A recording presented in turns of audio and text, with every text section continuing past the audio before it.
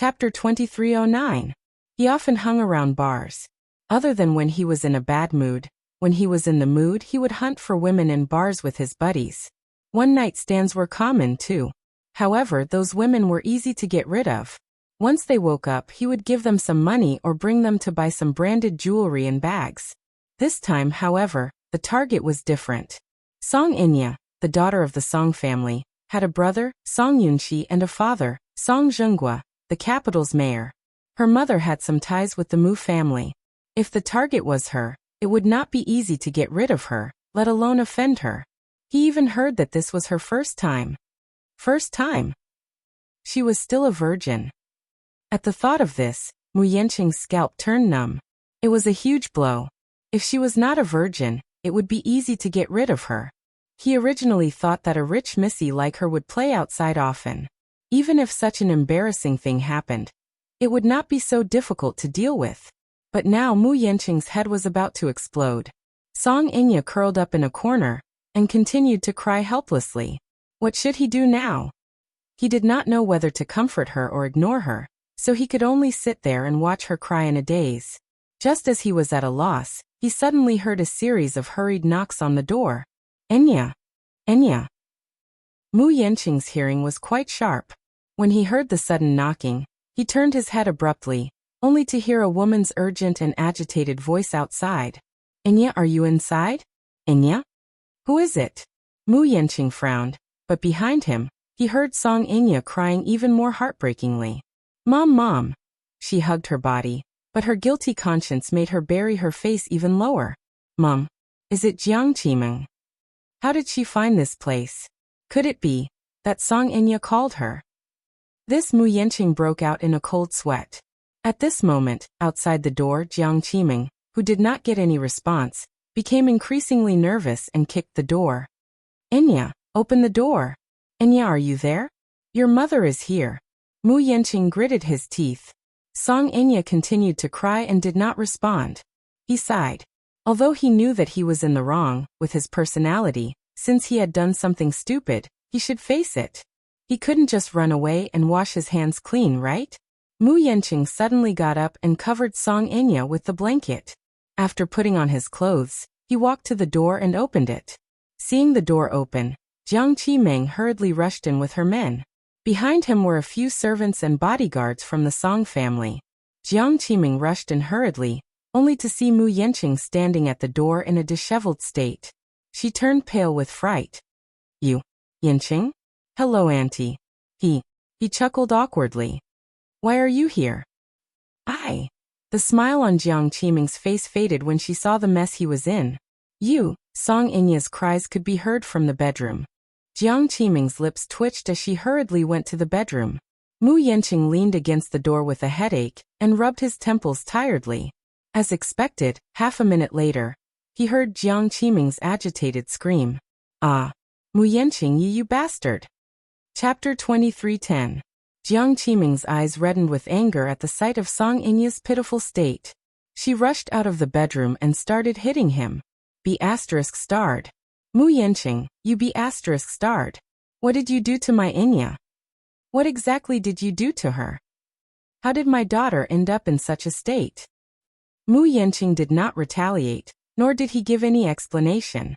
He just let her hit him. She was, after all, a woman. How much strength could she have? Her punches landed on his body, but it did not seem to hurt much. Jiang Qimeng, on the other hand, seemed to have gone mad as she hit him, grabbed his collar and shook him. ****. Say something. Why aren't you saying anything? Say it. Say it. What exactly did you do to my Inya? Our Inya is still a virgin. She's not married yet. Are you a beast? How dare you do such a thing to her? How can you ruin my daughter like this? *****. Auntie. Mu Yanqing could not take it anymore, and reached out to grab her hand. Calm down. Calm down. Jiang Qimeng's face turned sinister when she heard that. She was so angry that she laughed. Mu Yanqing, are you a *****? How can you ask me to calm down after such a thing happened? I'm already very calm that I didn't kill you for what you did to my daughter. Mu Yanqing, you must give me an explanation today, or else, even if I die, I'll take you down with me. Auntie, do you know the consequences of this matter? My daughter isn't married yet. If this matter gets out, our family's reputation will be ruined by you. Mu Yanqing, what exactly are your intentions to do this to Enya? Jiang Qiming did not have the patience to listen to his explanation as she questioned him hysterically. Mum. Unknowingly, Song Enya was standing at the door. Holding her collar tightly, she bit her lower lip and looked at her with tears streaming down her face. Let's go home, okay? I want to go home, sob. Enya. Jiang Qiming immediately went over to her and hugged her shoulders. Don't be afraid. I'm here. Don't cry. I'll definitely seek justice for you. Mu Yanqing furrowed his brows and looked around. The servants and bodyguards of the Song family stood beside him, forming a terrifying encirclement.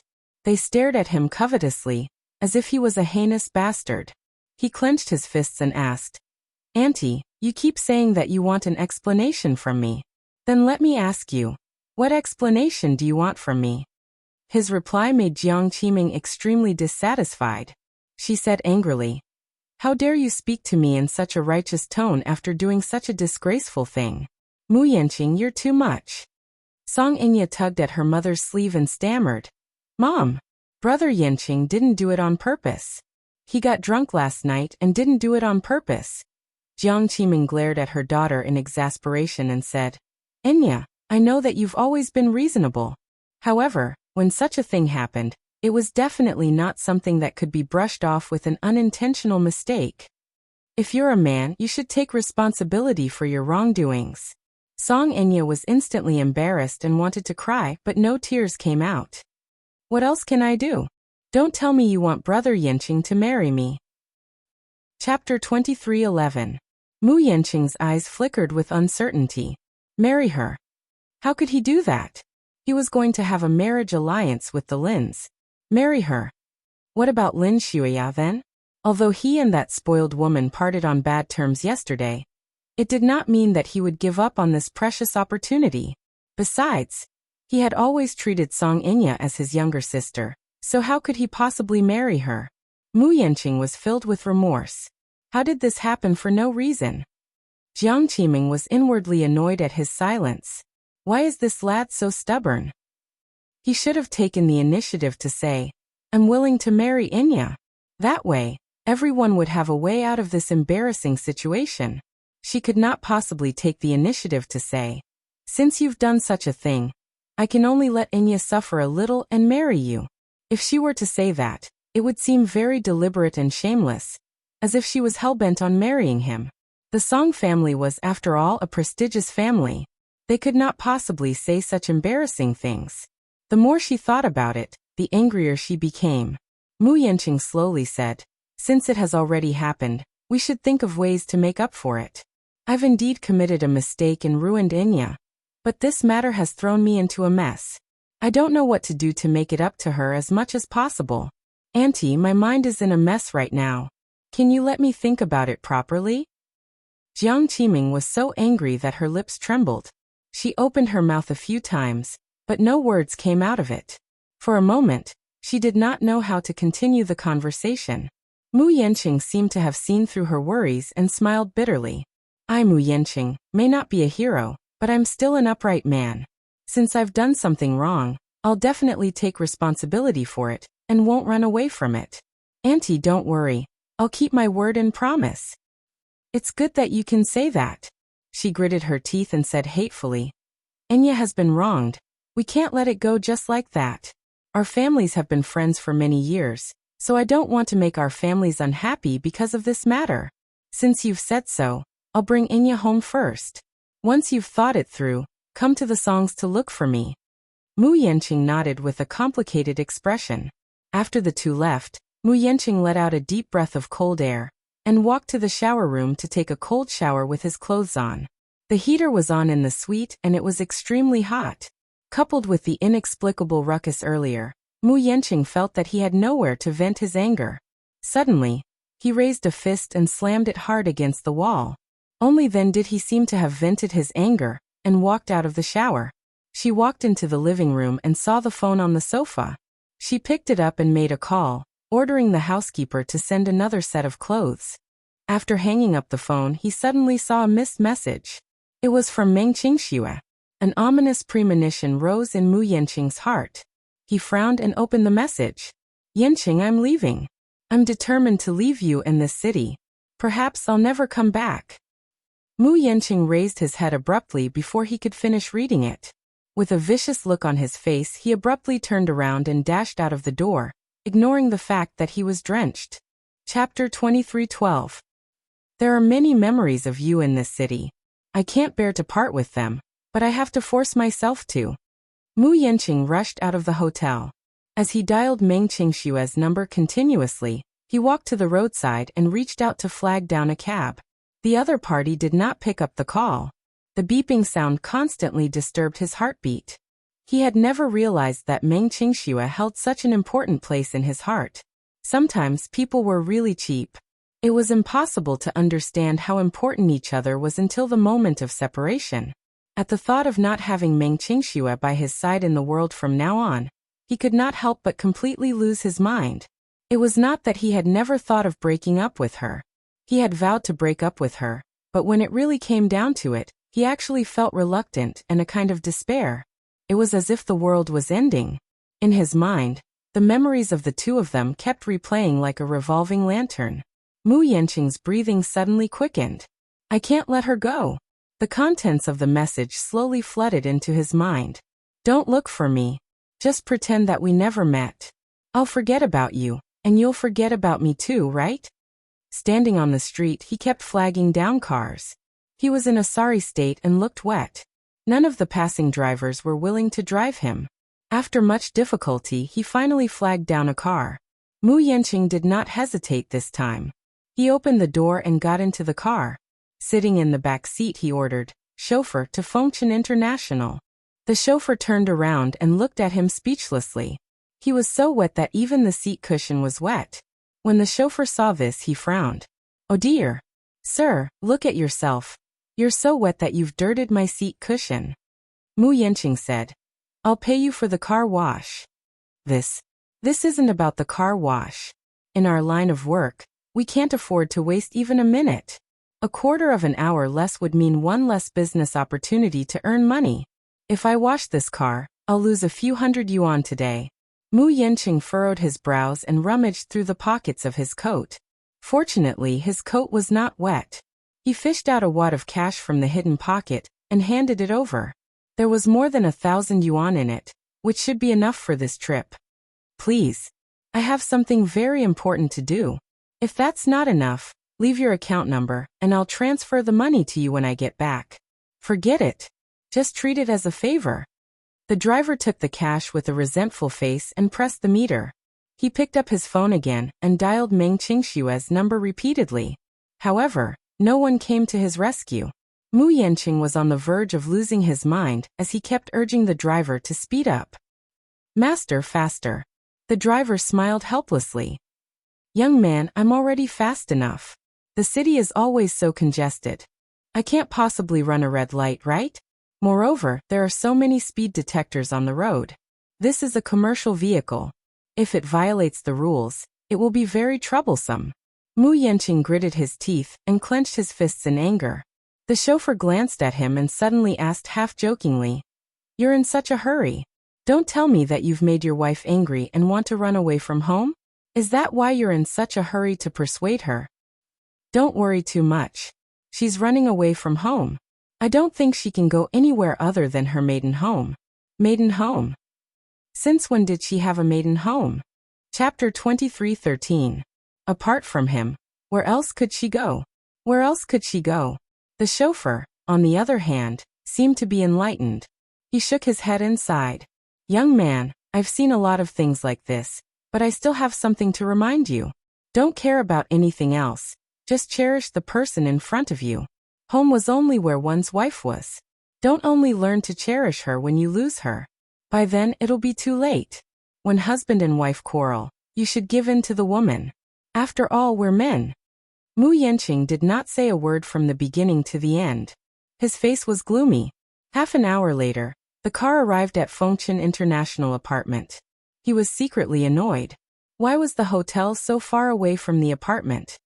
As soon as he got out of the car, he rushed into the elevator and pressed the button for his floor.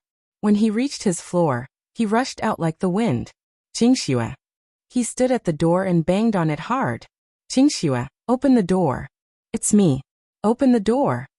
No one responded to his banging for a long time. Mu Yanqing lost his mind and raised his leg to kick the door hard. This time, the neighbor at the door was even more alarmed. Who is it? Why is there such a big commotion? The neighbor opposite opened the door and rubbed his sleepy eyes. When he saw him, he muttered unhappily, "Be quiet. I'm working the night shift. Let's be considerate of each other." Mu Yanqing ignored him. When the man saw him standing at the door, he was suddenly surprised. Are you looking for Xiaomeng? Mu Yanqing turned around abruptly, his eyes bloodshot. Do you know where she went? Oh, I saw her leaving with her luggage when I came back from work this morning. I asked her where she was going, but she didn't say much. She just said that she won't be staying here anymore. If anyone comes looking for her, just say that she's gone and is no longer here. After a pause, the man was suddenly shocked by the drastic change in Mu Yanqing's expression. Seeing his face darken, he was so frightened that he did not dare to speak. She left? Yes, the man nodded and said in a daze. I even saw her leave the key to the door in the mailbox. I don't know what's wrong with Xiaomeng. She's always smiling, but when I saw her this morning, I saw her frowning for the first time. Her eyes were red as if she had been crying. Who are you to her? Mu Yanqing furrowed his brows. He could not be bothered to reply to him. Instead, he opened the mailbox beside the door, and was shocked to see a key lying quietly beside a bottle of milk. His breathing suddenly quickened, and he slowly took out the key. However, he heard the man's nagging. Xiaomeng's health hasn't been good recently. He's very sick. A while ago, he fainted at the door because of anemia. Fortunately, I discovered it in time and sent her to the hospital. The doctor said that she didn't pay attention to her nutrition during her pregnancy, which led to anemia during pregnancy. Who are you to him? Mu Yanqing turned to look at him and muttered, I'm the child's father. Are you her husband? The man was quite surprised and stared blankly as he said, Then why do I rarely see you here? I usually see little Meng alone. That day when I sent her to the hospital, I asked her if she wanted to contact the child's father. She refused to tell me and only said that she was very busy. How busy was he? He didn't take good care of his wife when she was pregnant. Mu Yanqing could not take it anymore. He picked up the key, opened the door, and entered the house. Chapter 23:14. He dialed Meng Qingshue's number again. A few seconds later, a phone rang from the sofa in the living room. Mu Yanqing was shocked. He loosened his grip on the phone, and it fell to the ground with a thud. The black screen shattered. He walked over and picked up the phone from the sofa. He opened the messages and saw that there were 2 drafts. For some reason, they were not sent. Mu Yanqing's heart was empty and his expression was numb for a moment. He clicked on the text message and the words jumped out. His originally empty eyes suddenly focused. Yanqing, as you wish, I've aborted the child. This way, you can be at ease and pursue what you want. From now on, we're done.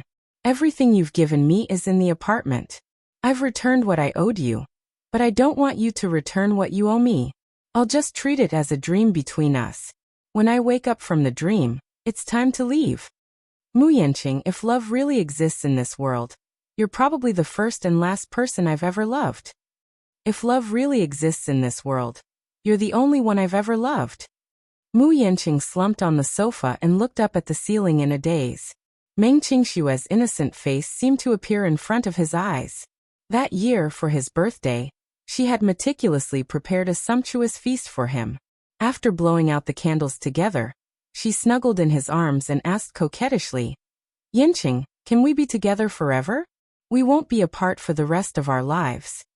He nodded absent-mindedly. Meng Qingxue was not very satisfied with this perfunctory answer.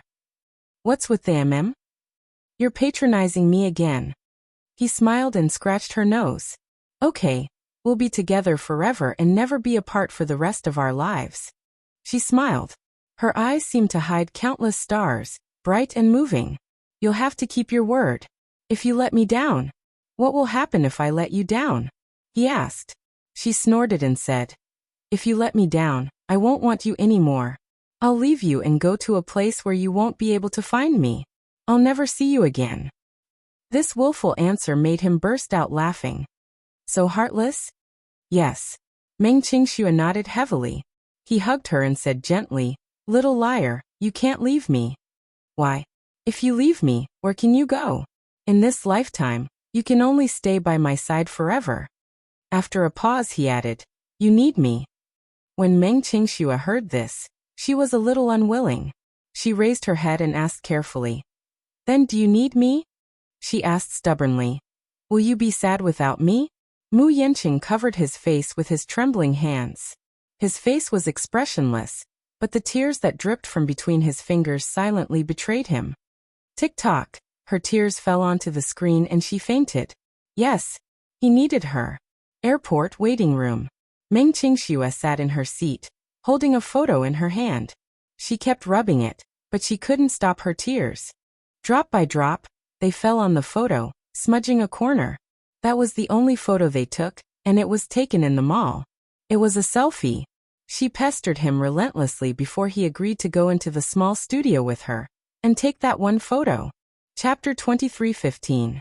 She gripped the corner of the photo tightly and cried pitifully. Dear passengers flying from the capital to Haining, please take note that your flight CA0003 is about to take off. Please bring your belongings, present your boarding pass, and prepare to board the plane at Gate 3. We wish you a pleasant journey. Thank you.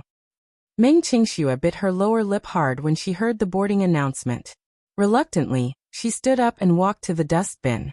With tears in her eyes, she pretended to throw the photos into the bin. She turned around, dragged her luggage, and walked toward the boarding gate like a zombie. At the Song residence. When Jiang Qiming and Song Inya returned, both mother and daughter had different expressions on their faces. The two walked into the bedroom and closed the door. Song Inya turned around and asked worriedly, Mom, what's wrong? Jiang Qiming looked at her with concern and suddenly asked worriedly, did the plan go smoothly last night? Yes. Did you do a clean job? He didn't find out anything fishy about you, did he? Song Inya nodded. He did as you said. He was unconscious after taking the medicine yesterday. In addition, he drank so much that he was already unconscious. Even if there were any mistakes, he wouldn't have found out. Jiang Qiming nodded. Just as she was relieved, Song Inya asked helplessly, but, will Mu Yanqing marry me? That might not be the case now. But if you're pregnant with his child, it'll be different. When the time is right, tell him that you're pregnant with his child. Then it won't be up to him to decide on the marriage. If it really doesn't work, you can take it to the muse. He won't be in the right. Jiang Qiming smiled smugly. Don't worry. Just wait patiently, and Mu Yanqing will marry you as the young mistress of the Mu family. Song Inya interrupted her anxiously. But Mom, I'm already 6 weeks pregnant. Although the child in my stomach is Mu Yanqing's, it's already a month old. What if we can't hide it then? So what? Jiang Qiming did not think much of it. When the child is full term, just say that it's premature. Besides, by then you'll be married. It's not important how this child came about. What's important is that this child is Mu Yanqing's. It has his blood and it's your child. That's enough. Song Inya still had some concerns and hesitated to speak. Jiang Qiming walked to her side and sat down. Patting her shoulder gently, she comforted her. What else are you worried about? Tell me. Chapter 23:16. Jiang Qiming smiled and said earnestly, even if he doesn't become the head of the family, he's still a good choice to marry into. After a pause she continued, think about it.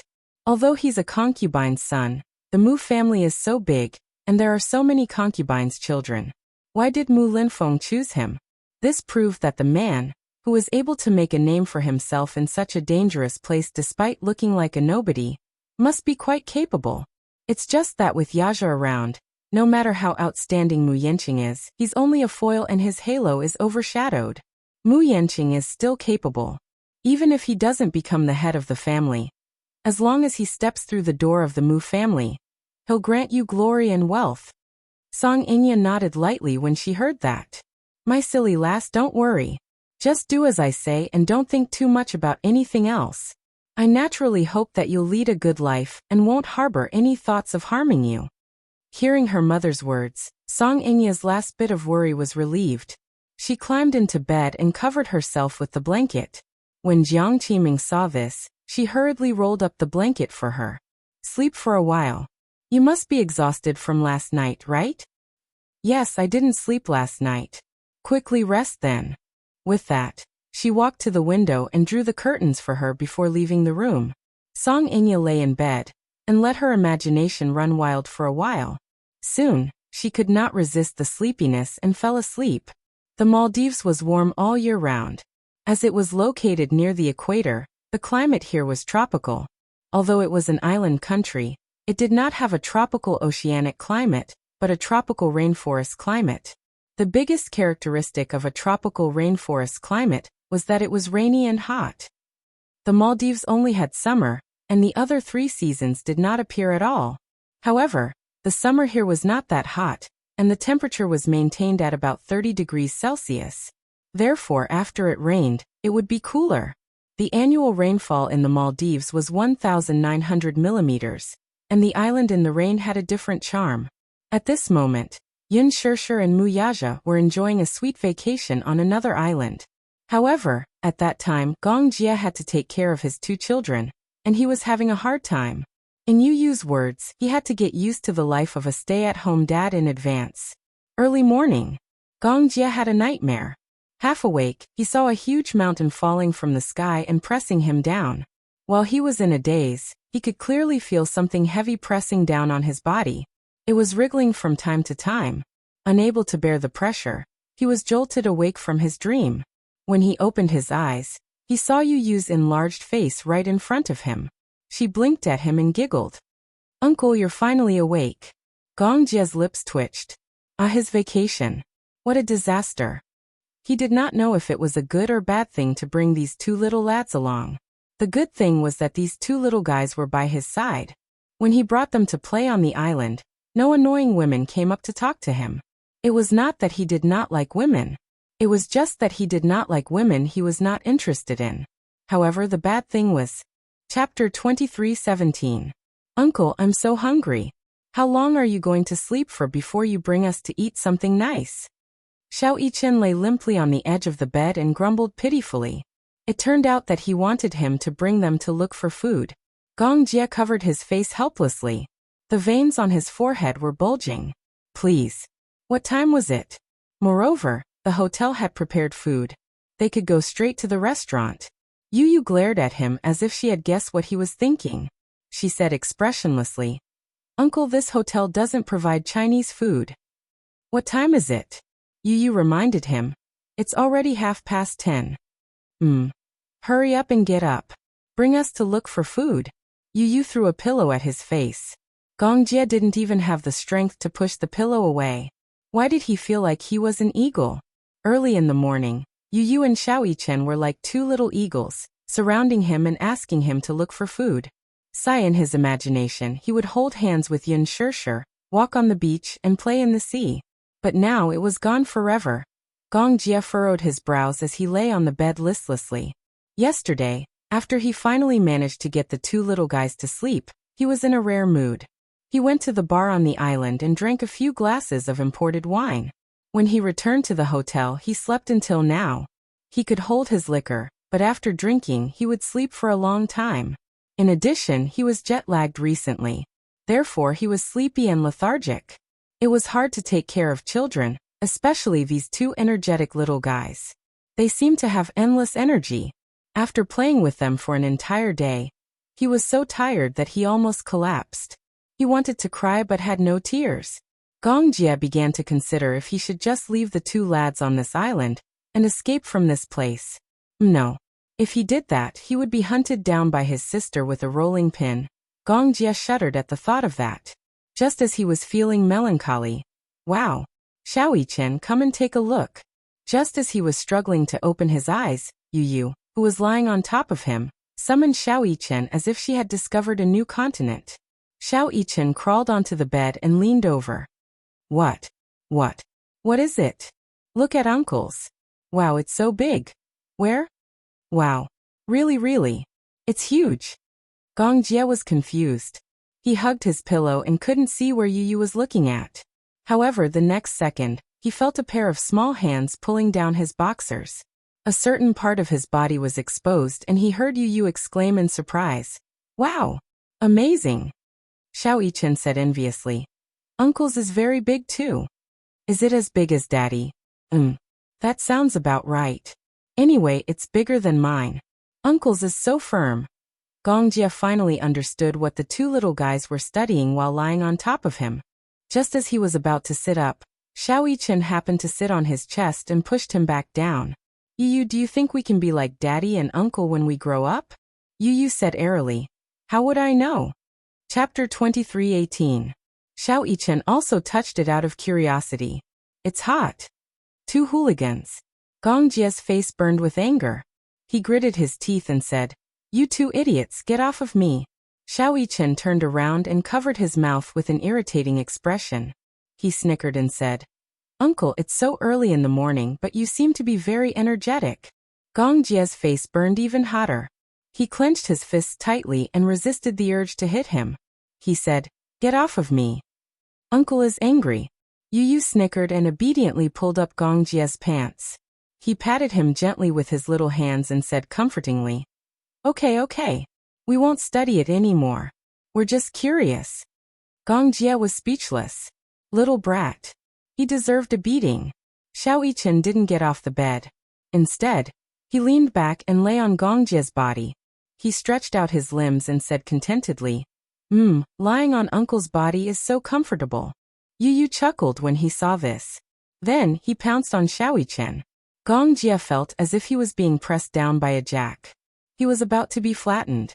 The three of them were stacked on top of each other like a human pyramid. Xiao Yichen was on top of Gong Jie, while Yu was on top of Xiao Yichen.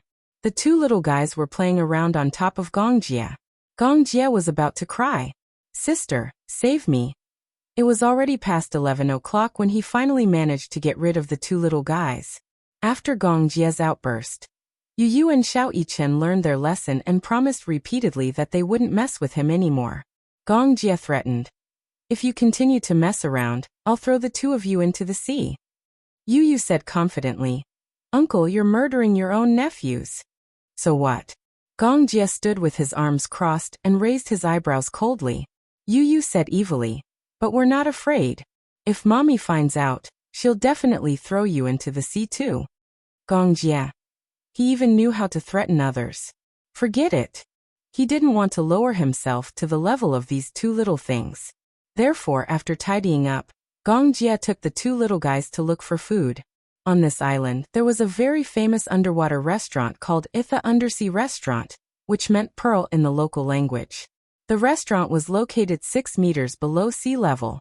The exterior was made of transparent plexiglass, and the walls and roof were made of water-resistant and transparent acrylic materials. Under the warm seawater, the restaurant was surrounded by colorful coral reefs. Various marine life shuttled back and forth between the coral reefs. Dining in such a restaurant under the sea was romantic and sentimental. However, the restaurant wasn't big.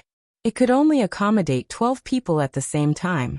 Moreover, it only provided lunch and dinner from 11 p.m. to midnight. Reservations were required 2 weeks in advance. However, Gong Jie naturally didn't need to make a reservation. There was always a seat in the restaurant reserved for him. After passing through the wooden walkway and walking down a few steps, they saw 6 tables. Each table could only seat 2 adults. Gong Jie and the 2 little guys were just right. As soon as they entered the restaurant, Yu and Xiao Yichen were attracted by the unique style of the restaurant. They sat at the table and didn't have the mood to order food. Instead, they leaned against the glass and looked at the tropical fish swimming around outside. It was so interesting. Chapter 23:19. It was indeed very interesting to enjoy the colorful underwater world while eating. The restaurant was expensive to build, so it was not cheap to eat in it. A filet mignon cost $200. Gong Jie saw them leaning against the glass and called out to them a few times, but they ignored him. He had no choice but to order steak and a snack platter for them. At the side, little Chen began to study the restaurant seriously. Yu, the water pressure in the sea is so high. Do you think the glass will break after a while? No. Although this restaurant is not built in the deep sea, the turbulence in the sea is still very strong. However, the designer must have considered this problem when building this restaurant. Therefore, the materials used must be strong and resistant to water pressure. Xiao Chen nodded as if he understood. He looked at Yu with a pair of starry eyes. You know a lot. Did you learn all this from reading books? Please, this is common knowledge. Investing in a restaurant like this underwater must have taken into account many risks. Gong Jie was speechless. It was said that children were lively and had endless energy. They were curious about everything. It was true. Yu was not like this in the past. In the past, he had interacted with him on the internet. He gave off a mature vibe. It was a kind of composure that was hard to come by even for an adult. However, it seemed that after spending so much time with Xiao Chen, he had been influenced by Xiao Chen. Most of the time, he was still the mature and sensible Yu. He was gentle but cunning. He was as elegant as a little gentleman. However, at times, he was like a little devil. Occasionally, he would show the naivety and even childishness of a child. At that moment, the restaurant was full. 2 tables were occupied by blonde Europeans. Judging from their facial features, they seemed to be of Dutch descent. Another table was occupied by a customer who spoke with a strong British accent. The other 2 tables were occupied by Asians. It was unknown which country they were from. It was the peak tourist season. Many countries were on holiday. Some people took the opportunity to fly to the Maldives for a vacation. There were also some who chose the Maldives for their honeymoon. They looked in the direction of Yu and Xiao Chen in surprise. The 2 little guys were mischievous, cute, and silly. Their tender little faces attracted a lot of attention. Looking at Gong Jie, who was sitting at the side, she naturally assumed that the twins were his sons. Such a young stay-at-home dad. The most important thing was that he looked so sexy. His silver hair, which contrasted with his snow-white skin. Although the Europeans appreciated wheat-colored skin, they were also attracted by his handsome appearance. One of them, a blonde woman with blue eyes, pointed at Gong Jie and exclaimed to her companions in surprise. The other woman, however, smiled and said, "You look so handsome, he's so perfect for silver hair." Chapter 23:20. Unfortunately, I've dis not married dithing Keifel love number. Gadu rekrasi. You know I can trust a handsomeman. The conversation between the 2 women fell into Yu's ears. He turned around, glanced at them, and snickered. Xiao Chen noticed his strange expression and asked curiously, "What's wrong? Do you see the 2 women at the table over there?" Yu pointed. Xiao Chen looked in the direction he was pointing and coincidentally met the gazes of the 2 women. The 2 blonde women greeted him in a friendly manner. Hi. Xiao Chen shyly retracted his head. He wasn't fluent in English and only knew the basics. However, Yu was different. Just now, he had heard every single word of the conversation between the women. They were secretly talking about Uncle just now. Yu snickered. Gong Jie looked up and raised his eyebrows in confusion. What's wrong? Uncle, didn't you hear them? They were talking about you just now. Oh. Gong Jie casually flipped through the magazine on the table, but he didn't seem to care. What did they say? They thought that we were your sons. They even said that if you weren't married, they would have taken the initiative and started a romantic relationship on this island. Xiao Chen opened his mouth in shock. Wow, so bold. Yu imitated the extremely affectionate expressions of the women from just now and said, "You know, I can't resist handsome men." After he finished speaking, he sized up Gong Jie's handsome face. "Uncle, I didn't expect you to attract so many women." Gong Jie retorted expressionlessly. "If being handsome and sexy is a sin, then I can't be forgiven." Cough cough. Xiao Chen made a lively expression to reflect his narcissism. Gong Jie glared at him. "Isn't this the truth?" Xiao Chen said truthfully. "Uncle, men should be more reserved and not be too narcissistic. Look at me. I'm so cute at such a young age. Do I talk about it as often as you do? I'm low-key, so I don't talk about it." Gong Jie was speechless. Shameless. He admitted defeat. Yu Yu glanced coldly at the two of them, and his lips twitched. Shameless. Yu Yu smiled and said, Uncle, don't think I don't know that you're using Xiao Yichen and me as a shield. But that's strange. Don't you look forward to a beautiful encounter on the island? A romantic encounter in the Maldives sounds great. In the 2 days since they arrived on the island, every time they appeared in bars or crowded places with Gong Jie, they could feel the hot gazes of the blonde, blue-eyed women with hot figures shooting at Gong Jie. Chapter 23-21. This abnormal reaction had once made him doubt his uncle's sexual orientation. He remembered one time when a sexy woman had mustered the courage to approach him. Gong Jie had immediately hugged the two little lads in his arms and replied in fluent English, Sorry, I'm married. Xiao Yichen did not understand. Yu Yu, however, understood. He was using them as a shield. As they joked around, the waiter served the dishes. Just as he placed the steak and some snacks on the table, the waiter conjured a red rose out of thin air and presented it to Gong Jie as if by magic. Gong Jie raised his eyebrows in confusion. The waiter bent over like a gentleman and pointed to the seat where the blonde woman had been sitting. He replied politely, Honorable sir, this rose is a gift from the lady sitting at table 3. I hope you enjoy your meal. After he finished speaking, he left leisurely. Gong Jie, however, coldly placed the roses aside. Yu Yu said, Uncle, you're too cold. The lady appreciates you. Aren't you going to do anything? Gong Jie replied, I'm not interested in women. Xiao Yichen choked on his fruit juice. He widened his eyes in surprise as if he had seen an alien. Yu Yu glanced at the rose, and then looked at Gong Jie's cold expression. He said quietly, Uncle, your reaction is very suspicious. I'm starting to wonder if you like men. Cough. This time, it was Gong Jie's turn to choke. He coughed lightly and took a napkin from the side to wipe his lips. He glared at him coldly. Your uncle's sexual orientation is very normal. But you clearly said that you're not interested in women. I don't like women with big breasts. I don't like women with big butts either. Yu Yu said, Most men like women with big breasts. Oh, is that so? Gong Jie smiled arrogantly. That's why I'm not a typical man. Yu Yu suddenly asked evilly. Oh, is it because you like Brother Huajin more than women? Gong Jie's face froze. He looked up with a cold gaze. Get lost. He touched a sore spot. Even now, he still felt uncomfortable when he recalled the situation that night. I saw Uncle's ears turn red when he kissed Brother Huajin that night. He's obviously shy. The little lad's words were full of surprises though. Get lost. Gong Jie warned him with his gaze. If a person's gaze was truly lethal, the boy before him would have long been frozen into a popsicle. At the side, little Yichen's gossipy soul was instantly ignited. Uncle kissed Brother Huajin? Yeah. It's mouth to mouth. Xiao Yichen widened his eyes and exclaimed, When did this happen? Why didn't I know about it? Yu Yu said, That night, New Year's Eve. You went to bed early, and we were playing cards. The loser had to be punished. After that, Gong Jie and Brother Huajin lost, so Daddy pranked them.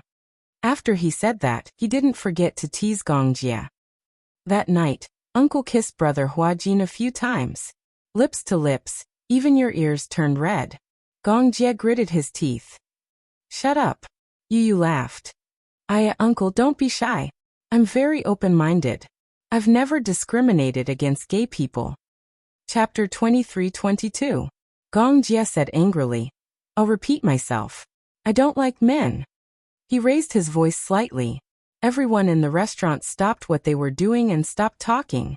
They were attracted by his angry declaration and looked over. Even the waiter at the bar looked over in a daze, and his hands paused in their movements. The air froze. Gong Jie looked around coldly with an unfriendly gaze. Everyone was intimidated by this gaze and turned their heads away awkwardly, not wanting to look any further. Yu Yu tried to hold back her laughter and coaxed. All right. I know. I won't tease you anymore. Humph. All right. I know I was wrong. Don't be angry, Uncle. Yu Yu quickly coaxed him. After all, they were still counting on Gong Jie to make ends meet for the remaining few days on the island. If the joke went overboard, their uncle would really get angry. In a fit of anger, he would leave them on the island. It was too scary. Xiao Yichen was also a fence-sitter. He immediately stood on Gong Jie's side and accused, You don't go overboard with your joke. Uncle obviously likes women. Yu glanced at him from the corner of her eyes. Muichen, you've grown up. You even know how to rebel now. After the three of them finished their lunch, Gong Jie took the two little guys for a walk by the beach. At this time, many people were lying on deck chairs by the beach, enjoying the sun. Gong Jie's naturally powerful aura, coupled with his devastatingly handsome face, became a mesmerizing sight as he walked along the beach. Under the bright sun, his skin was shockingly fair. His skin was so perfect that not a single pore could be seen. He was shockingly handsome. His delicate skin was hard to hide even though he was wearing a simple t-shirt and beach shorts. Under the sun, his silver hair was dazzling and exuded a sense of abstinence. His skin was naturally snow-white. In the past, he had tried to deliberately tan his skin. It was effective, but not obvious. Moreover, once he stopped, his skin would turn white very quickly. Gong Jie was a person who paid attention to his appearance. His original hair color was black, but his facial features were more feminine. He had a classical charm unique to the East. His eyebrows were picturesque, his lips were red, his teeth were white, his skin was smooth, his nose was high, and his eyelashes were long and thick. At first glance, his gaze was deep and melancholy, as if he had put on thick eyeliner. It could be said that his appearance, but it was not a particularly tough style. He and Yun Shishir were twins, so their facial features were very similar. Therefore, with black hair and such facial features, it was hard to avoid looking too feminine and beautiful. Fortunately, he was tall. Thus, when he was 16, he dyed his hair silver white. Once his black hair was dyed silver white, the feminine aura on his body was instantly gone. Instead, it was replaced by an extraordinary aura. Since then, he had maintained the habit of dyeing his hair. Along the way, many women came to strike up a conversation with him. Many European women were deeply infatuated with his handsome face at first sight. However, they often took the initiative to strike up a conversation, but none of them succeeded. Gong Jie always looked straight ahead and ignored them as if they were air. There was no other reason. Chapter 23:23. If it weren't for those annoying flirting, perhaps this would have been a perfect vacation. In the Maldives, the sun shone brightly, and it was like spring all year round. With such a warm climate, even if one were to lie on a deck chair and do nothing, it would still be extremely comfortable to quietly enjoy the sun. Many tall coconut trees and palm trees were planted by the sea. The stones were piled up and stacked in different styles. On the shore, the sea was crystal clear with a breathtaking light blue color. The beautiful coral reefs were clearly visible. Blue sky and white clouds, a gentle breeze. Stepping on the soft sand was extremely comfortable. The scenery was as beautiful as a painting. The reason why Gong Jie bought an island here was to make it convenient for him to come here for a vacation. Usually there was a lot of work in the Hurricane Group. He was originally in charge of all the affairs in the European market. However, some time ago, after he took over half of the affairs in the African market, the pressure was overwhelming. The flames of war in Africa were incessant and frequent, and orders were increasing day by day. He flew all over the world. Every day when he woke up, he was either flying in the sky or floating on the sea. Because of the advantage of freight, orders for arms were often transported by cargo ships. Generally speaking, there were many ways to transport arms. Cargo planes, large trucks, cargo ships. However, cargo planes did not carry a lot of cargo, and the passage of cargo planes was often very cumbersome. Cargo ships could carry a lot of cargo, and there were ports all over the world. Therefore, he often sailed on the sea for many years. He still remembered one time, when he led a cargo ship through the Indian Ocean, they encountered a group of pirates and engaged in a fierce exchange of fire. This group of pirates had a lot of people. They were the pirates of the Indian Ocean. They were notorious for committing all kinds of crimes. When they encountered a cargo ship passing by, they would forcibly stop it, board the ship, rob, and indiscriminately kill the innocent. Many cargo ships encountered this group of bandits, but most of them were useless. In the end, the only result was that the captain and sailors on the ship were all killed and their bodies thrown into the sea. The cargo ship was directly hijacked by the pirates. Later, these pirates became more and more rampant, and their notoriety spread far and wide. Many cargo companies were terrified and most of them avoided this route. Gong Jie was fearless. What a joke! How could the cargo ships of those cargo companies compare to his cargo ship? The cargo ship was full of arms, and the entire cargo ship was equipped with anti-aircraft guns, rocket launchers, and torpedoes. Whoever dared to stop it was courting death. As long as the cargo ship hung the flag of the Hurricane Group, no pirate dared to stop it. But that time something happened. That time, the strong wind at sea blew the flag away. The cargo ship did not hang the flag, and the cargo ship passed through the Indian Ocean. Naturally, the pirates came to cause trouble. The two sides exchanged fire. Gong Jie killed every last one of the pirates, but due to the intense exchange of gunfire, some of the cargo ship's equipment malfunctioned, so they had no choice but to stop at an island not far away. This island was an uninhabited island in the Maldives. Gong Jie thought that the scenery here was pretty good and thought that it would be nice to come here for a vacation in the future. Thus, he bought the island and developed it into this scenic island after a series of developments. The uncle and nephew trio basked in the sun comfortably. Gong Jie was wearing sunglasses as he enjoyed this rare moment of tranquility. Chapter 23-24. Under the sunlight, a necklace on Gong Jie's collarbone was extremely eye-catching. It shone with a mesmerizing light. Yu noticed the pendant. He had always seen Gong Jie wearing this pendant. It never left his body. He thought that there must be a special meaning to it. Hence, he tiptoed over to Gong Jie's recliner. Seeing that he was wearing sunglasses, he did not know if he was sleeping or awake. Hence, he secretly lifted the pendant. The round pendant seemed to be able to be opened. Yu opened it and found that the pendant was actually a mini photo frame. In the photo frame, there was a round photo. There were two pictures. One was of two children snuggling together with bright smiles on their faces. Yu recognized at a glance that the children in the photo were his mother and uncle when they were young. From the looks of it, the two children in the photo were about 7 years old. However, Gong Jie was not as tall as he was now. He was even shorter than Yin Shishir when he was young. Yin Shishir hugged the 7-year-old Gong Jie and made a V sign. Her lips were red and her teeth were white. She was smiling brightly. Gong Jie, on the other hand, seemed a little shy. He leaned his head on Yin Shishir's shoulder and looked at the camera. His smile was a little shy and reserved, but his eyes were clear and bright. His black hair was soft and beautiful, falling obediently to his temples. Under his bangs, his eyebrows were gentle, and he looked like an obedient little lamb. He was wearing a snow-white shirt and a small bow tie. He looked elegant and cute. One of his small hands was hugging Yin Shishir's waist, while the other hand made a V sign. However, he did not know if it was because he was shy or for some other reason. His 2 fingers were slightly curled up, and he looked shy. Yu muttered in his heart. Uncle was clearly very cute when he was young. He even looked a little like me. The miraculous thing about genes. But after he grew up, how did he grow up to be a little devil? He was black-bellied, unruly, and insufferably arrogant. In his mind, a little Gong Jie and the Devil King were standing together. One was as cute and innocent as a lamb, while the other had his hands in his pockets, wore a pair of sunglasses, and had a head full of silver hair. He looked sharp and imposing. He was like a completely different person. Yu looked at the other photo.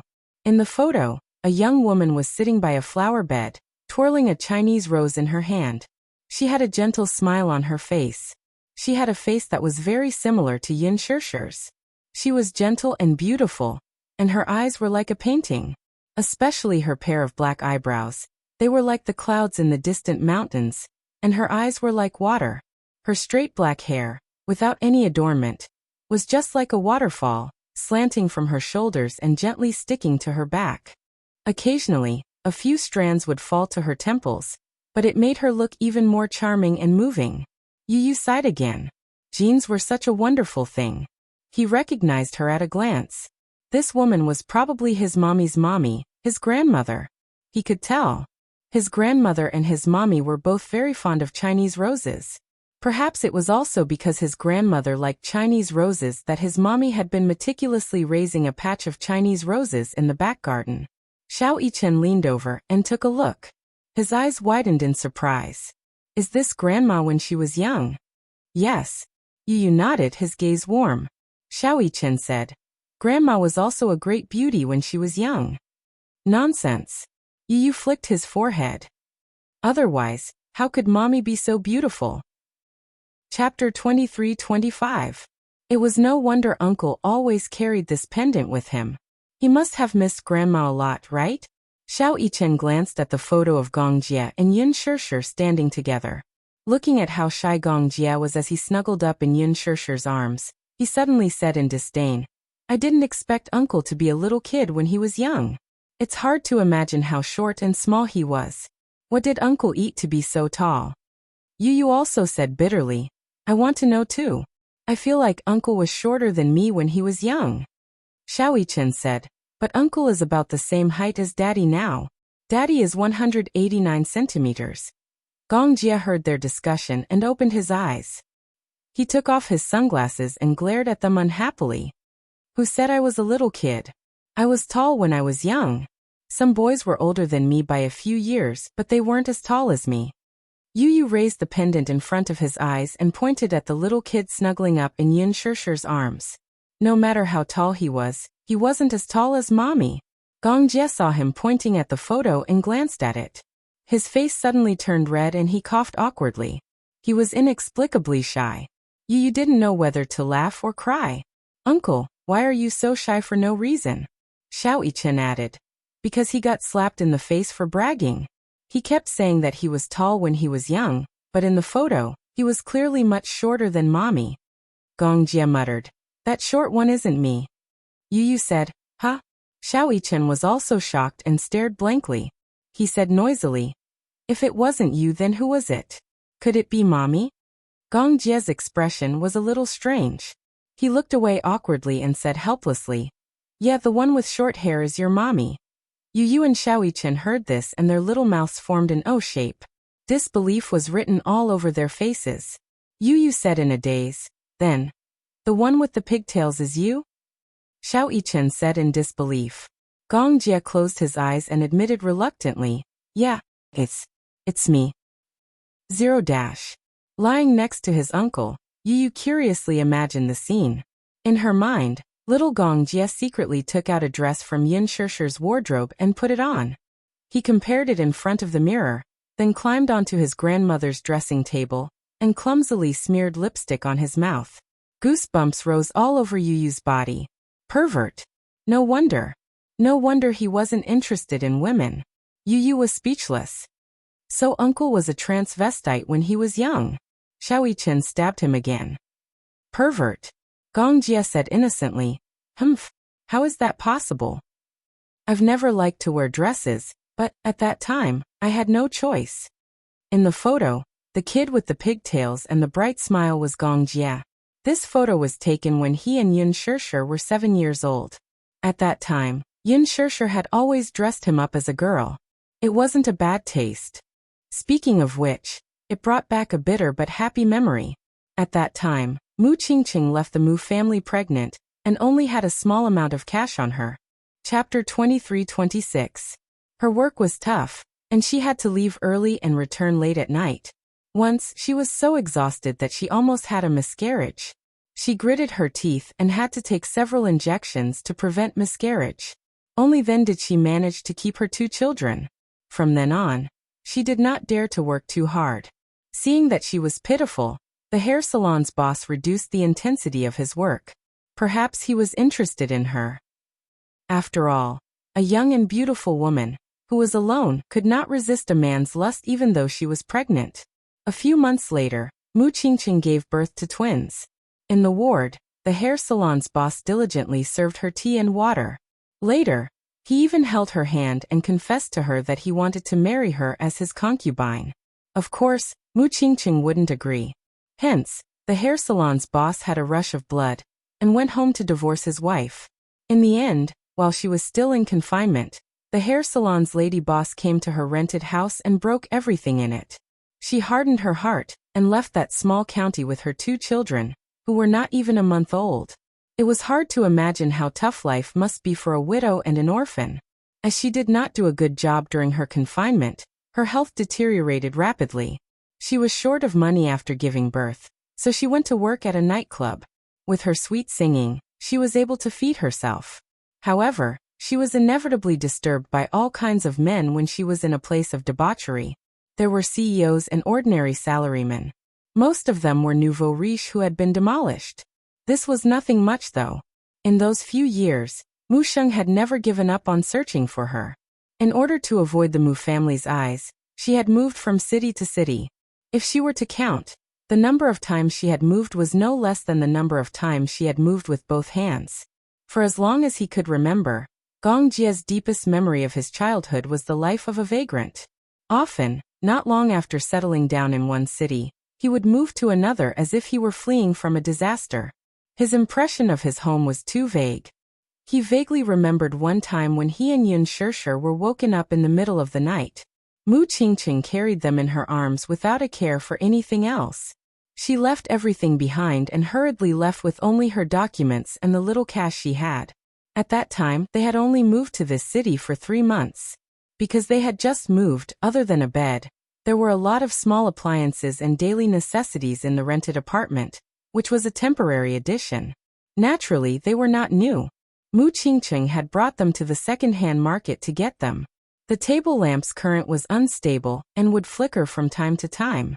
The black and white TV with a big belly, if one did not tap on the back. At that time, Mu Qingqing lived frugally.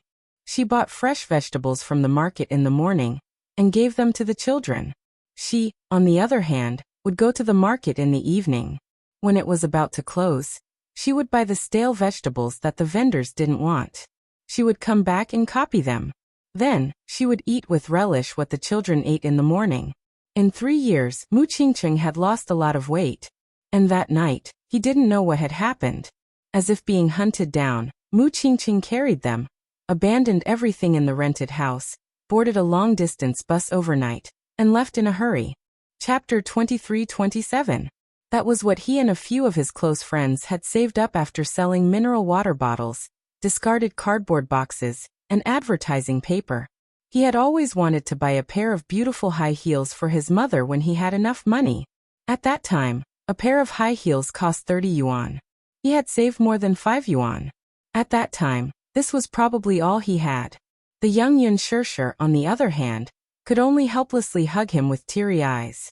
The books, pencils, and pretty dresses her mother had bought for her, even though they were bought cheaply from the market, they still looked beautiful on her. Xiao Jie circled around her and exclaimed, "Sister is like a fairy. Like a fairy." However, they had left in such a hurry that the clothes were left behind in the rented house. "Mommy, why did we run away?" The young Gong Jie asked, perplexed. Mu Qingqing only said, "Because that person came looking for us." "Is he a bad guy?" "Yes. He's a big bad guy." "What about Daddy?" The Gong Jie cautiously mentioned this title. "When exactly will Daddy come looking for us?" As soon as he finished speaking, he saw that her eyes were sparkling and tears were flowing down her cheeks. Frightened, he quickly wiped them away with his small hands. From then on, he did not dare to mention this heart-wrenching name again. After that, Mu Qingqing brought them to a very remote village to settle down. It was a remote place more than 1,000 kilometers away from the capital. Because it was a rural area, the development was backward, and even the telephone was not popularized. There was only a public telephone in a small shop, and it cost 10 cents to make a call. This village was called Lihua Village, and they farmed for a living. Every family had dozens of acres of farmland. The villagers were mostly simple and honest. Most of them were self-sufficient. If they did not have enough, they would ride a tricycle to a faraway town to buy some. Mu Xing never found this place again. The village chief saw how pitiful Mu Qingqing was. She was a widow and an orphan. His heart ached for her, so he rented his backyard to them at a very low rent. It was 100 yuan a month. Mu Qingqing was overjoyed. Because behind the backyard, there was a large piece of land. She had always dreamed of having her own backyard. Later, she made a small garden here, surrounded by railings, and planted a large number of Chinese roses. At that time, she still had a few thousand yuan from working in the nightclub. After settling down in Pear Blossom Village, The days passed peacefully and there were no more disturbances. Mu Qingqing used to work in a hair salon and learned a lot of skills. After she settled down, she separated a large part of the rental house and made a small hair salon. At that time, when the village women saw such a beautiful and fashionable woman coming to the village, they followed suit and came to her to have their hair cut. At that time, the hair salon was a novelty in the village, and she was the only one. Men and women, old and young, all patronized her business. Sometimes a haircut would cost 3 yuan, a bag of rice or a barrel of grain and oil. As for the rice and oil, she would keep them for herself. She would ride her tricycle to the town's market to sell the excess. When business was good, he could earn a few hundred yuan a month. Their days gradually improved. Of course, this was all in the future. When they first settled down, there was nothing. Chapter 23-28. Coincidentally, the village chief also had 2 daughters and a son. He doted on her and often sent her some clothes. They were the children's leftovers, but they were definitely not tattered. However, the funny thing was that the elder of the 2 daughters was already 12 years old, and the younger was 9 years old, but the son was only 5 or 6 years old. Therefore, the Gongjie could not fit into the boys' clothes, and Yin Shishir could fit into them. As for the girls' clothes, Yin Shishir found them too big because the sleeves were too long, but they fit the Gongjie perfectly. Mu Qingqing also found it interesting, so she simply let Yin Shishir wear the boys' clothes and let the Gongjie wear the girls' dress. Therefore, she cut Yin Shishir's hair short and tied 2 cute braids for the Gongjie. Once there was a rich family in the village whose son went to university and wanted to study abroad. In order to reward his son's academic achievements, he bought a camera and a pager. At that time, cameras were still a novelty in the village. The village chief said that he wanted to take a few photos of the 3 of them. There was one of the 3 of them standing together, and a few of them were taken separately. However, a few of the photos were later lost, and only these 2 were left. Little Gongjie had been keeping it in his pocket all this time, so it was perfectly preserved. After returning to the Gong family, in order to commemorate his mother, he reduced the size of these 2 photos and embedded them in a pendant, which he always wore. This was probably the last thing he remembered about his mother. The Gongjie came back to his senses from his memories and smiled sadly. At that time, we were poor, so we wore the leftovers of other children. The girls' clothes were on the bigger side. I was tall, so only I could wear them. So, oh, you said. Uncle, I've wronged you. I thought you were a transvestite.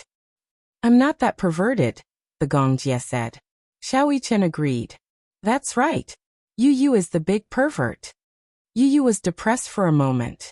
Mu Yichen, do you have a stand? Xiao Yichen chuckled. Gongjie raised his eyebrows as his gaze fell on the photo in the pendant. His lips suddenly curved into a gentle arc as his fingertips gently touched the smooth surface of the photo. He looked at Mu Qingqing in the photo with a longing gaze. His phone suddenly rang. Gongjie came back to his senses. He picked up the phone and answered the call. Hello. Little Jia. Yin Shishir's panicked voice came from the other end.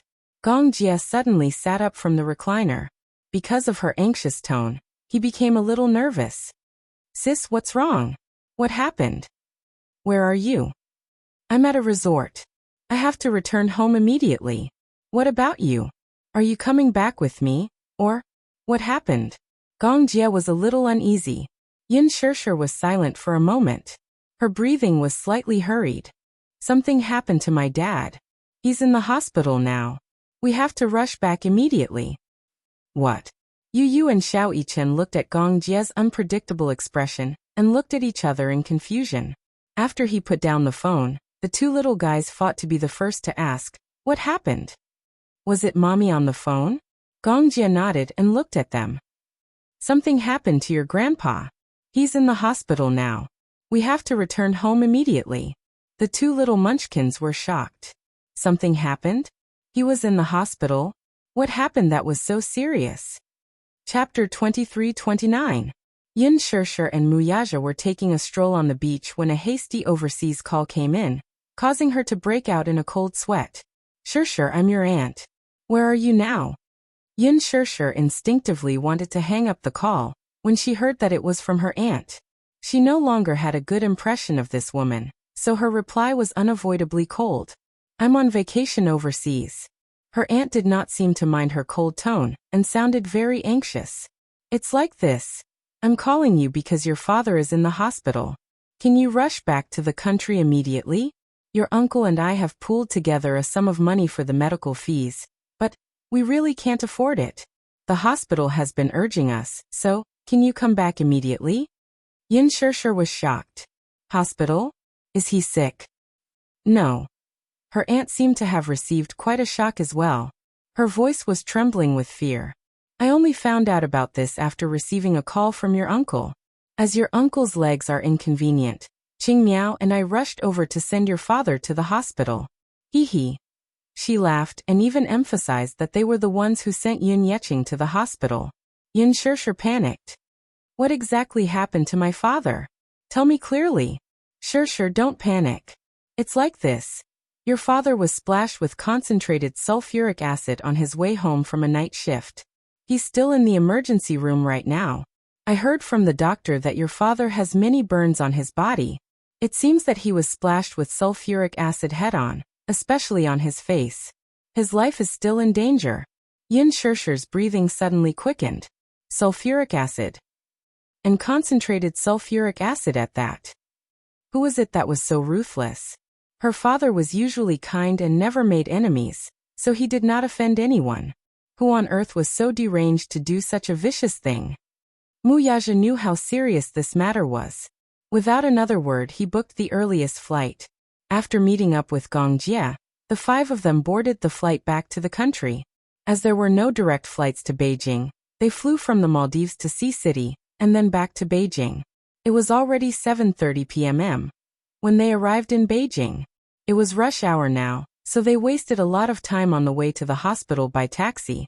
By the time they reached the hospital, Yin Yeqing was still in the operating theater. Yin Shirshir did not care about Gong Jie and Mu Yaja behind her. She squeezed into the elevator and went up to the floor where the operating theater was located. When she rushed over, she saw Xiang Yu guarding outside the operating room while Yin Yeho was slumped on the side with a gloomy look on his face. Uncle. Shirshir. When Yin Yeho saw Yin Shirshir rushing back, he felt as if he had seen his savior and felt dizzy all of a sudden. Yin Shirshir rushed over and glanced at the light above the operating theater. Operation in progress, she said in a daze. Dad hasn't come out of the operating theater yet? Just as Yin Yeho was about to speak, Xiang Yu came up to him with tears streaming down her face. Shirshir, you're finally here. Your father is still in danger. The doctor has only come out twice and told us to be mentally prepared. He could die at any time. Yin Shirshir's face changed drastically when she heard that. Chapter 23:30. Xiang Yu wanted to say something, but hesitated when she heard that. Under her father's glare, she shrank to the side in grievance and kept quiet. Behind them, Mu Yaja and Gong Jie arrived with the two little lads. He walked over with a solemn expression. Seeing Yin Shirshir's desolate expression, he was about to ask her something when the door to the operating theater suddenly opened. The doctor walked out and upon seeing so many people immediately asked, "Are all of you the victim's family members?" "Yes, I am." Yin Shirshir went up to him anxiously. "I'm his daughter. How's my father now?" The doctor said tiredly, "It's hard to say. He's still in the emergency room. Go and settle the medical bills first before we can proceed with the surgery." Yin Shirshir nodded. "Okay." Mu Yaja immediately said, "I'll go and settle the medical bills." Okay. Yin Shirshir nodded again, but her eyes had become hollow. Gong Jie could not help feeling sorry for her when he saw her in a daze. He walked over and put his arm around her shoulders to comfort her. "Sis, don't worry. It's especially at times like this that you need to be calm to deal with the next problem. Okay." Yin Shirshir nodded solemnly. She had to calm down.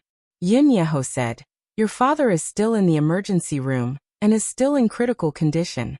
What's more important now is for us to stay calm.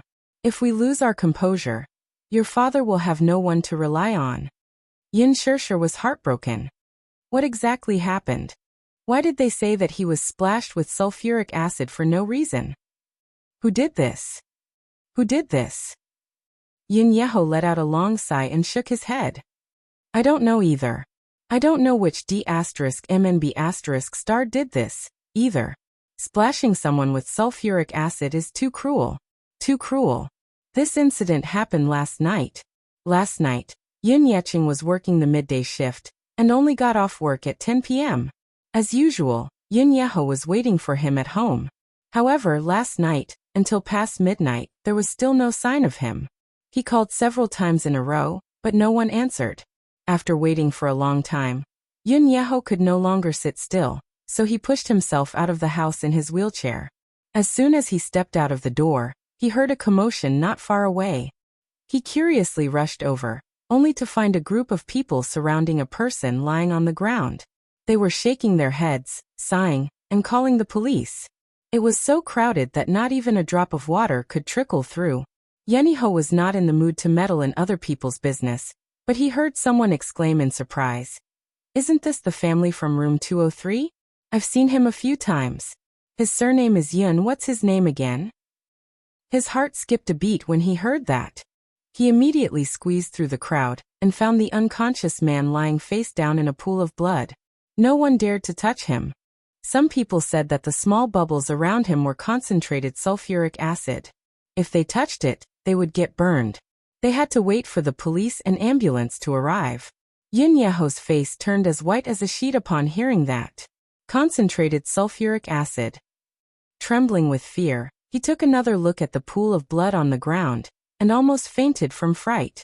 Immediately, he cried for help in a panic. "This is my brother. This is my brother. Help. Quick, save him." Chapter 23:31. Yin Yeho, on the other hand, was so anxious that tears rolled down his cheeks. As he was lying on the ground, no one dared to touch him. No one knew whether he was dead or alive, so he could only sit in a wheelchair and worry helplessly. In the end, when the police arrived, the hospital informed them that the ambulance had met with an accident on the way. When it rains, it pours. Yin Yeho made a call to his wife, who rushed over with Qing Miao in tow. She arranged for her men to send him to a nearby first aid station. By the time the ambulance finally arrived, he was already on the brink of death. Yin Yeho glanced at Yin Yeching.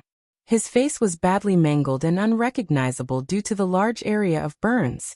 He was so frightened that he fainted once. By the time he woke up, his mother had accompanied him to the hospital. After 2 resuscitation attempts, they issued 3 notices of critical illness. Yin Yeho was both mentally and physically exhausted from staying up the whole night in fear. His mother was not exaggerating either. Every time the doctor came out of the operating room, he had to be mentally prepared for the aftermath. A person could die at any time. 50% of the burn area in the province was mainly on the face, neck, and shoulders. His condition was still very unstable, and his life was not out of danger yet. The most serious injury was not the disfigurement, but the burns on Yin Yeching's face. Due to the inhalation of sulfuric acid, the poison had entered his blood. After all, the burned area was close to the trachea, so the chemical fumes from the burns could cause lung damage. Even though the tracheotomy had been done, he was still on a ventilator. Furthermore, his liver and kidney functions were damaged. His condition was not good. After entering the infection stage, it was all up to fate. The sulfuric acid had probably entered his mouth, but no one knew if it had burned his throat. The scary thing was that even if he managed to survive, he would still be in great pain for the rest of his life. Who did this? Yin Shersher stared at the operating lights with a cold expression. Who did this? Has the culprit been caught? Has he been arrested? Yin Yeho shook his head in despair and choked out. And no. If this happened in the neighborhood, we should be able to catch the culprit through the surveillance cameras, right? Yin Shersher asked agitatedly. Dad doesn't have any enemies. Who could do such a cruel thing? When I found him, he was already like this. Until now, there has been no news from the police station. It was said that the police brought back a few people who were at the scene to record their statements, but when they called to ask, they did not get any results.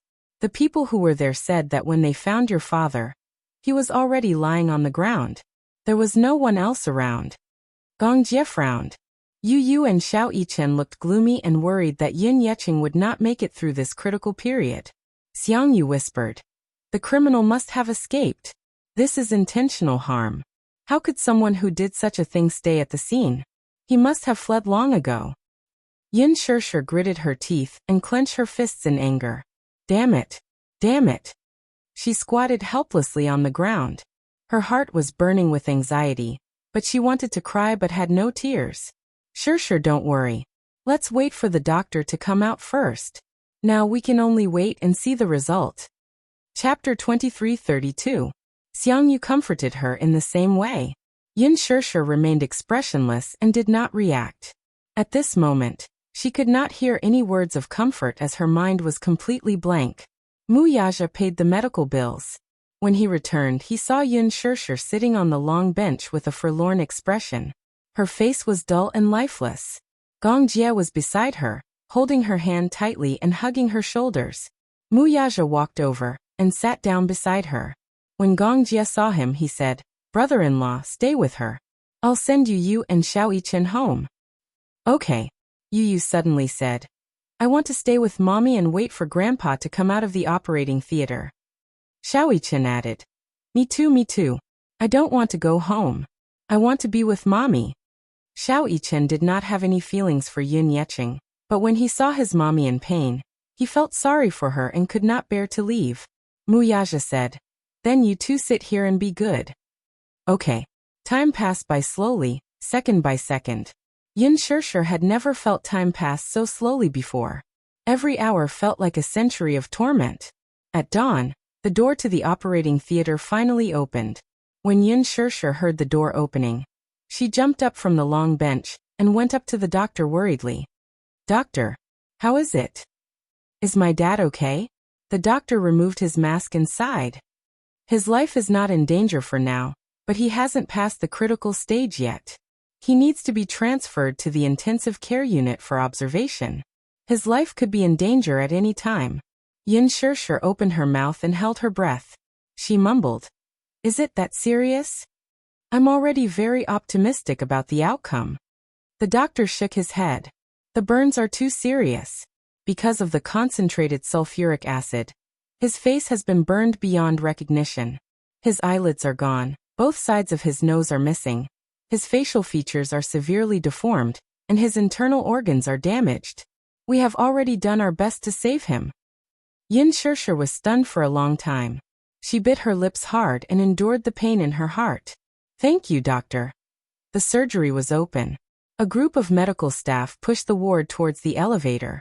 A group of people rushed to the intensive care unit and saw a few nurses and doctors busying themselves. They could only stand outside the door and watch, not allowed to enter. Yin Shirshir finally got a good look at Yin Yecheng's current state. Her eyes widened in shock as her breathing quickened. The man was lying on the bed. His face was charred black, and he was wearing a breathing tube. He was completely lifeless. Tubes were inserted all over his body. Occasionally, one could see his exposed skin covered with white ointment. One could imagine how tragic his appearance would be before the ointment was applied. Yin Shirshir did not dare to think too deeply about the mangled state of his body. When Xiang Yu arrived with Yin Yeho in a wheelchair, the latter could not stop his tears from falling when he saw his father's unrecognizable appearance in the ward. "God bless him. He's still alive. God bless him." Xiang Yu comforted him. "Don't worry, Yeho. God blesses good people. He'll be fine." Finally, he said something reasonable, although it sounded a little pretentious. Yin Yeho only glanced at her and did not say a word. Gong Jie said, "Sis, you go back and rest first. I'll stay and look after him." Yin Shirshir stubbornly shook her head. "No, I want to stay and look after him." Chapter 23:33. Gong Jie tried to persuade her. Mu Yaja added, "If you're really worried, I'll stay here with you. Even if you're not tired, the kids are tired. If you keep holding on like this, the kids will be worried about you." Yin Shirshir glanced at Yu and Xiao Yichen who were sitting at the side. She saw that they couldn't hide the heartache on their faces, so she nodded. "I've already booked 2 rooms at the hotel next to the hospital. This is the room card." Gong Jie passed the room card to her. Yin Shirshir took it and was still worried. "If he wakes up or if there's any news, inform me immediately." Mu Yaja nodded and said, "Okay, don't worry. I'll go to the police station later to find out more about the situation. Yin Shirshir was relieved. She held the hands of the two kids and walked away, looking back repeatedly. It was not until Yin Shirshir and the two little kids disappeared at the end of the corridor that the smile on Gong Jie's face faded a little. He narrowed his eyes slightly. Suspicious, very suspicious. Huh. Mu Yaja glanced at him suspiciously. Gong Jie said, "Is there any news from the police station?" Mu Yaja pondered for a moment. "The preliminary suspicion is that it's a robbery." "Robbery?" Gong Jie sneered. "What evidence do you have?" "Generally speaking, it's only when there are no clues that it's a robbery." Mu Yaja said expressionlessly, "The efficiency of the police station is low. What kind of clues can they find in such a short time? I just sent someone to take a look at the scene. When they came back, they said that the police station didn't protect the scene in time. There was a heavy rain last night, so the evidence collection might be affected." Gong Jie commented coldly, "What a good-for-nothing." Mu Yaja said, "Robbery? How could it be a robbery? I've never seen a robber carrying sulfuric acid. If it wasn't for some deep hatred, he wouldn't have crippled someone to this extent." Gong Jie added, "We can only wait for Uncle to wake up and ask him personally. Only then can we get some clues." "I'm afraid it'll be difficult," Mu Yaja suddenly said. Gong Jie frowned in confusion. "Difficult? What do you mean?" Concentrated sulfuric acid splashed all over his face. According to the doctor, he inhaled a lot of sulfuric acid. I don't know if there's any hope of him being able to speak in the future. The doctor said that Yin Yeching had inhaled sulfuric acid and burned his vocal cords. There was little hope of him regaining his ability to speak in the future. How inhumane. Mu Yaja clenched his fists with lingering fear and said slowly, "I'm worried that that person is after Shirshir. She only implicated Yin Yeching because she wanted to intimidate her." When Gong Jie heard this, he could not help but feel shocked. "Does elder sister have any enemies?" Mu Yaja frowned. "Yes. A lot. But in his impression, there was no one who would have the guts to do such a deranged thing after making enemies. Unless that person had a death wish." Mu Yaja suddenly thought of something. He stood up abruptly and said to Gong Jie, "Stay here and look after her. I'll make a trip to the police station." "Okay." Gong Jie glanced at his watch and asked, "Is there anyone at the police station now? This matter must be investigated immediately. Someone has to come even if there's no one." With that, he got up and left. Gong Jie looked at him silently and curled his lips, but his brows could not relax for a long time. He could not help but worry when he thought of Yin Shirshir and the two little guys in the hotel. He picked up the satellite phone and dialed a number. Seville. Chapter 2334. Yes, young Master Gong. Send a team to guard the E-Garden Hotel next to the Jinghan Fire and Burn Hospital. Understood. After hanging up the call, Gong Jie sat quietly with his arms crossed outside the ward's door. At the police station, Mu Yaja had made a call before he left. After expressing his intentions, the other party immediately said that they would pass on his message to the chief. When he arrived, he only sat for a short while before the bureau chief arrived, looking travel-worn. It was only 3 o'clock in the morning. The old bureau chief was still lying on his comfortable bed at home. When he heard that a big shot was coming to the police station to investigate a case, he immediately got up from his bed and rushed to the police station in 20 minutes. When he walked in and saw Mu Yaja sitting in the waiting room, he secretly wiped away his cold sweat and immediately greeted him with a warm smile. "Chairman Mu, you've been waiting for a long time, haven't you?" Chairman Mu? Oh. Mu Yaja cursed inwardly. The Mu Group's actions are really slow. They're probably not ready to make an announcement yet. Therefore, the public barely knows that I've stepped down as the Mu family's head. Forget it. Now is not the time to be calculative about this. Who knows if these snobs will still treat me so warmly after knowing that I'm no longer the Mu family's head. The chief did not know what he was thinking and respectfully invited him into his office. Mu Yaja did not waste time on small talk and went straight to the point. The chief was initially unaware of this case. He was busy with work and would not take on cases that were not huge. Just as Mu Yaja brought up the case and wanted to ask about its progress, The chief called to summon the team leader in charge of this case. The team leader had just entered the office when he was eagerly introduced by the chief. His face turned pale with fright. Initially, he thought that this might be an ordinary robbery case. He had investigated the scene before and found nothing suspicious. Moreover, the suspect had escaped, so they had lost all leads. Moreover, Yin Yecheng was still in a critical condition and had yet to regain consciousness. Thus, they had to put the case aside for the time being. What he did not expect was that the family head of the victim was the rumored young CEO of the Mu family. He could not help but break out in cold sweat. Indeed, one could not judge a book by its cover. He thought that the victim was just an ordinary person. Who would have thought that he had such a big shot backing him? He found out that Yin Yecheng worked in a factory and barely made a living with a salary of a few thousand yuan a month. If he was close to the Mu family, he would not have to suffer like this. Any job that the Mu family casually assigned to her would be a lucrative one. Thinking of this, the team leader broke out in cold sweat. "I'm sorry. If I knew that he was your relative, I wouldn't have neglected him." Mu Yaja waved his hand and asked bluntly, "You've been following this case. Do you have any leads?" "There's no suspicious clue." Chapter 2335.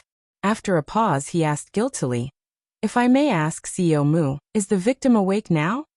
He said, "He just came out of the emergency room. He's still in critical condition." "Then," Mu Yaja continued, "if you want to get clues from the victim, I'm afraid it'll be a little difficult. His vocal cords are burned, and his injuries are serious. It'll be difficult for him to speak. I'm afraid we'll have to wait a little longer." "Hey, this is going to be difficult." "Difficult?" Mu Yaja said coldly, "The culprit has escaped. If we let him go, there may be a second or third victim. Shouldn't the most important thing now be to find the culprit and bring him to justice?" It sounds simple, but it's still difficult to execute. The police are not gods after all. Plus, after the incident last night, there were many obstacles in collecting evidence. The clues were cut off, and we can't find anything even if we force ourselves to investigate. Mu Yaja's face became colder. The bureau chief coughed heavily and glared at him. The young captain then realized that his words were too rude, and he lowered his head helplessly. "Are there no surveillance cameras in the neighborhood?" "Yes." "Then why don't you get them?" The captain said helplessly, "There are surveillance cameras, but the neighborhood where the incident happened has been around for a long time. It was built in 1988, and now it's been a few decades. Many of the surveillance cameras have fallen into disrepair and are no longer functional. We also went to the property management to get the surveillance cameras. Other than the garage, the entrance, and some other important places with new cameras, the place where the incident happened to be in the blind spot of the surveillance cameras. We couldn't capture anything." The bureau chief pondered for a while, then suddenly said, "Time the victim was attacked, and get some of the surveillance footage from the entrance of the neighborhood. See if we can find any suspicious people coming in or out." The captain shook his head. "We planned to do that from the beginning. But after watching the surveillance for a few hours, we didn't see any suspicious people coming in or out. How is that possible?" The bureau chief was shocked. "Can you get the surveillance footage of the victim coming in or out of the gate? See if there were any suspicious people following him in after he entered the neighborhood. Basically, we can confirm the suspect," the captain said. "The key is that we didn't see the victim coming in or out of the gate. Chief, there's a back door in this residential area. There's a garage at the back door. Many residents use the back door to enter and leave. The building where the victim lived was close to the back entrance, so I'm guessing that he probably entered the residential area from the back entrance. Then let's start from there and get the recording." There are no surveillance cameras at the back door. The bureau chief cursed in his heart. This criminal really knows how to pick a location. Could it be that before committing the crime, they had specially checked the neighborhood to see which places had surveillance cameras? The bureau chief furrowed his brows in frustration. Could it be that not a single witness was found? It was already very late when the incident happened. Moreover, the residential area in this area is near the industrial area. Because there are many foreigners nearby, there are very few people walking around in the middle of the night. We thought that there should at least be surveillance cameras in the garage, but when we got the footage, we couldn't capture the situation of people going in and out of the garage. Chapter 2336. The bureau chief suddenly knocked on the table and asked sternly, "Is it possible that it was a robbery?"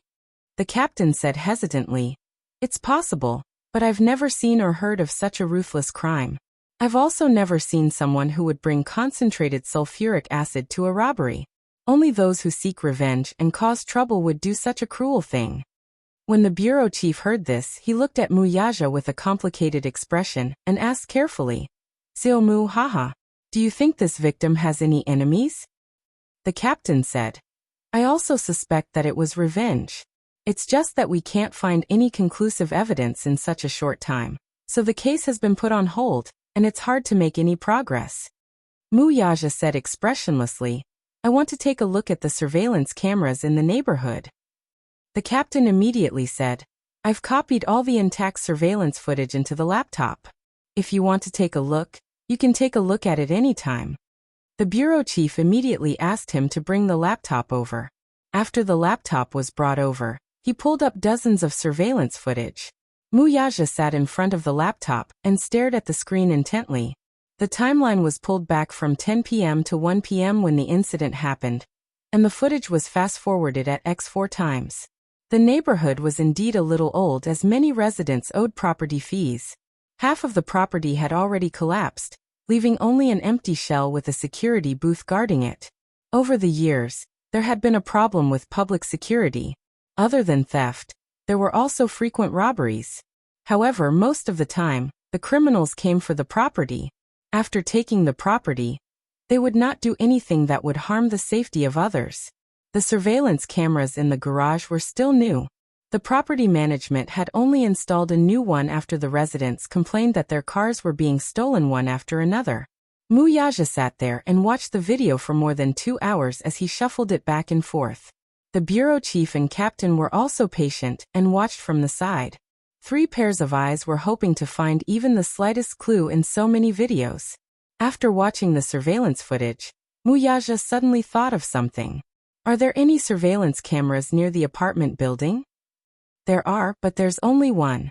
It's a winding path that's close to the garage." He listened to the captain's analysis of the route at the scene of the incident, and vaguely remembered that there was a shortcut to the apartment building. The captain also reacted abruptly. The surveillance cameras on that road didn't seem to have noticed it. Because it was a small corner, they didn't take care of it too much. "Let's take a look," Muyaja ordered. The captain immediately operated it skillfully and quickly pulled up the surveillance footage of that area. She adjusted the time and fast-forwarded it at 8 times the normal speed. Finally, at 11:45 a.m., she saw Yun Yeching's figure. That night he was dressed in white, so he was especially eye-catching. This new set of clothes was bought for Yun Yeching by Muyaja and Yun Shirshir. Yun Yeching especially liked it. After Yun Yeching passed by, a suspicious figure soon appeared in his line of sight. It was a man with short hair. He was neither tall nor short. He was dressed in black and wore a beret. He was dressed very ordinarily, so it was difficult to attract attention. It was the kind of ordinary that no one would notice if they walked on the street. Chapter 2337. Dressed in black, he almost blended into the night. Coupled with the limited resolution of the surveillance camera, only his back could be seen. He followed closely behind Yun Yeching, leaving only 3 minutes between them. Judging from his behavior, he seemed to be very cautious. He did not carry anything suspicious in his hands. Muyaja paused the image and observed for a while. He found that the man's pockets were bulging. It was probably stuffed with a bottle of concentrated sulfuric acid. The captain took a screenshot and zoomed in twice, but the image instantly blurred when he zoomed in. Not to mention the man's facial features. Even his clothes were indistinguishable. The captain grumbled. "This camera is really old. The image quality is terrible." The chief said, "Look at the other surveillance cameras and see if you can find out where this person left from." Another hour had passed. The strange thing was that even after looking through all the surveillance footage, there was no trace of the man leaving. It was as if he had disappeared into thin air without a trace.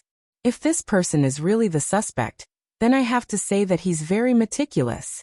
After committing the crime, he probably snuck out from a small corner to arouse suspicion. There were many fences in the neighborhood that had been in disrepair for a long time. Due to the wind and rain, they had already aged. Many of the fences were broken, so an adult could leave without much effort. Look at the surveillance cameras on the streets outside the neighborhood, and then start investigating. Since we already know the suspect's basic characteristics, there should be hope of finding other clues. As soon as the chief finished speaking, the captain splashed cold water on him. This neighborhood is not far from the industrial area. Many of the roads nearby are provincial roads. Some of the roads don't even have illegal surveillance cameras, let alone security cameras. Therefore, there are often cases of robbery and theft around this neighborhood. There are dozens of cases in a year. However, because the rent is cheap, many factory workers rent here. This was going to be tricky. It was difficult to make any progress just by knowing the suspect's basic characteristics. It was impossible to draw a criminal portrait just by looking at his back. In addition, there were no eyewitnesses. If they wanted to continue investigating this case, they could only rely on the victim's words to make further inferences. Return without any results? How was that possible? Basically, they didn't find any strong clues, but they still had to exert some pressure. Muyaja exerted a lot of pressure on the bureau chief and ordered him to have a lead on the case within 10 days. Even if they did not find the culprit, they had to at least determine the scope of the investigation. How could the bureau chief dare to offend this great Buddha, who was practically omnipotent in the capital? After putting on a fawning smile and speaking nicely, he finally managed to get this great deity to leave. As soon as Muyaja stepped out of the police station, the chief's face fell instantly. His face was full of resentment and his wrinkled face was full of anger. He was so angry at Muyaja that his facial muscles were stiff from smiling the whole time. He turned around and lashed out at the captain. Did you hear that? He gave me 10 days. If there's no progress in 10 days, you can pack up and go back to the branch. You don't have to stay here anymore. Chapter 2338. The captain, on the other hand, was young and had graduated from the police academy 5 years ago. He was considered young and promising to be able to climb to his current position. However, he was full of resentment when such a huge amount of pressure was placed on him. He thought to himself, if every case could be solved so easily, I wouldn't be sitting in this lousy position anymore. Do you think all cases are so easy to solve? These big shots are really interesting. With just a few words, they gave us a deadline, and they want us to solve the case within the stipulated deadline. Even if I were Sherlock Holmes, I wouldn't have such great ability. The bureau chief glanced at him. How could he not know what he was thinking? He said coldly, "Don't look at me. Just look at me. There's nothing on my face. Even if you see through my face, you won't be able to solve the case. Do you hear me? 10 days. Don't bother about the other cases for now. Just focus on this case. If you can't solve it, don't come and see me. Do you hear me?" Yes. When Yin Shershur woke up, it was already 1 in the afternoon. The 2 little guys were still sleeping soundly. Yin Shershur couldn't bear to disturb them, so she sneaked into the bathroom and called Gong Jia. On the other end, Gong Jia had just picked up the phone, but he didn't sound tired at all. "Sis, you're awake? Did you sleep for a while longer? How's Dad?" "He's still lying in the hospital ward.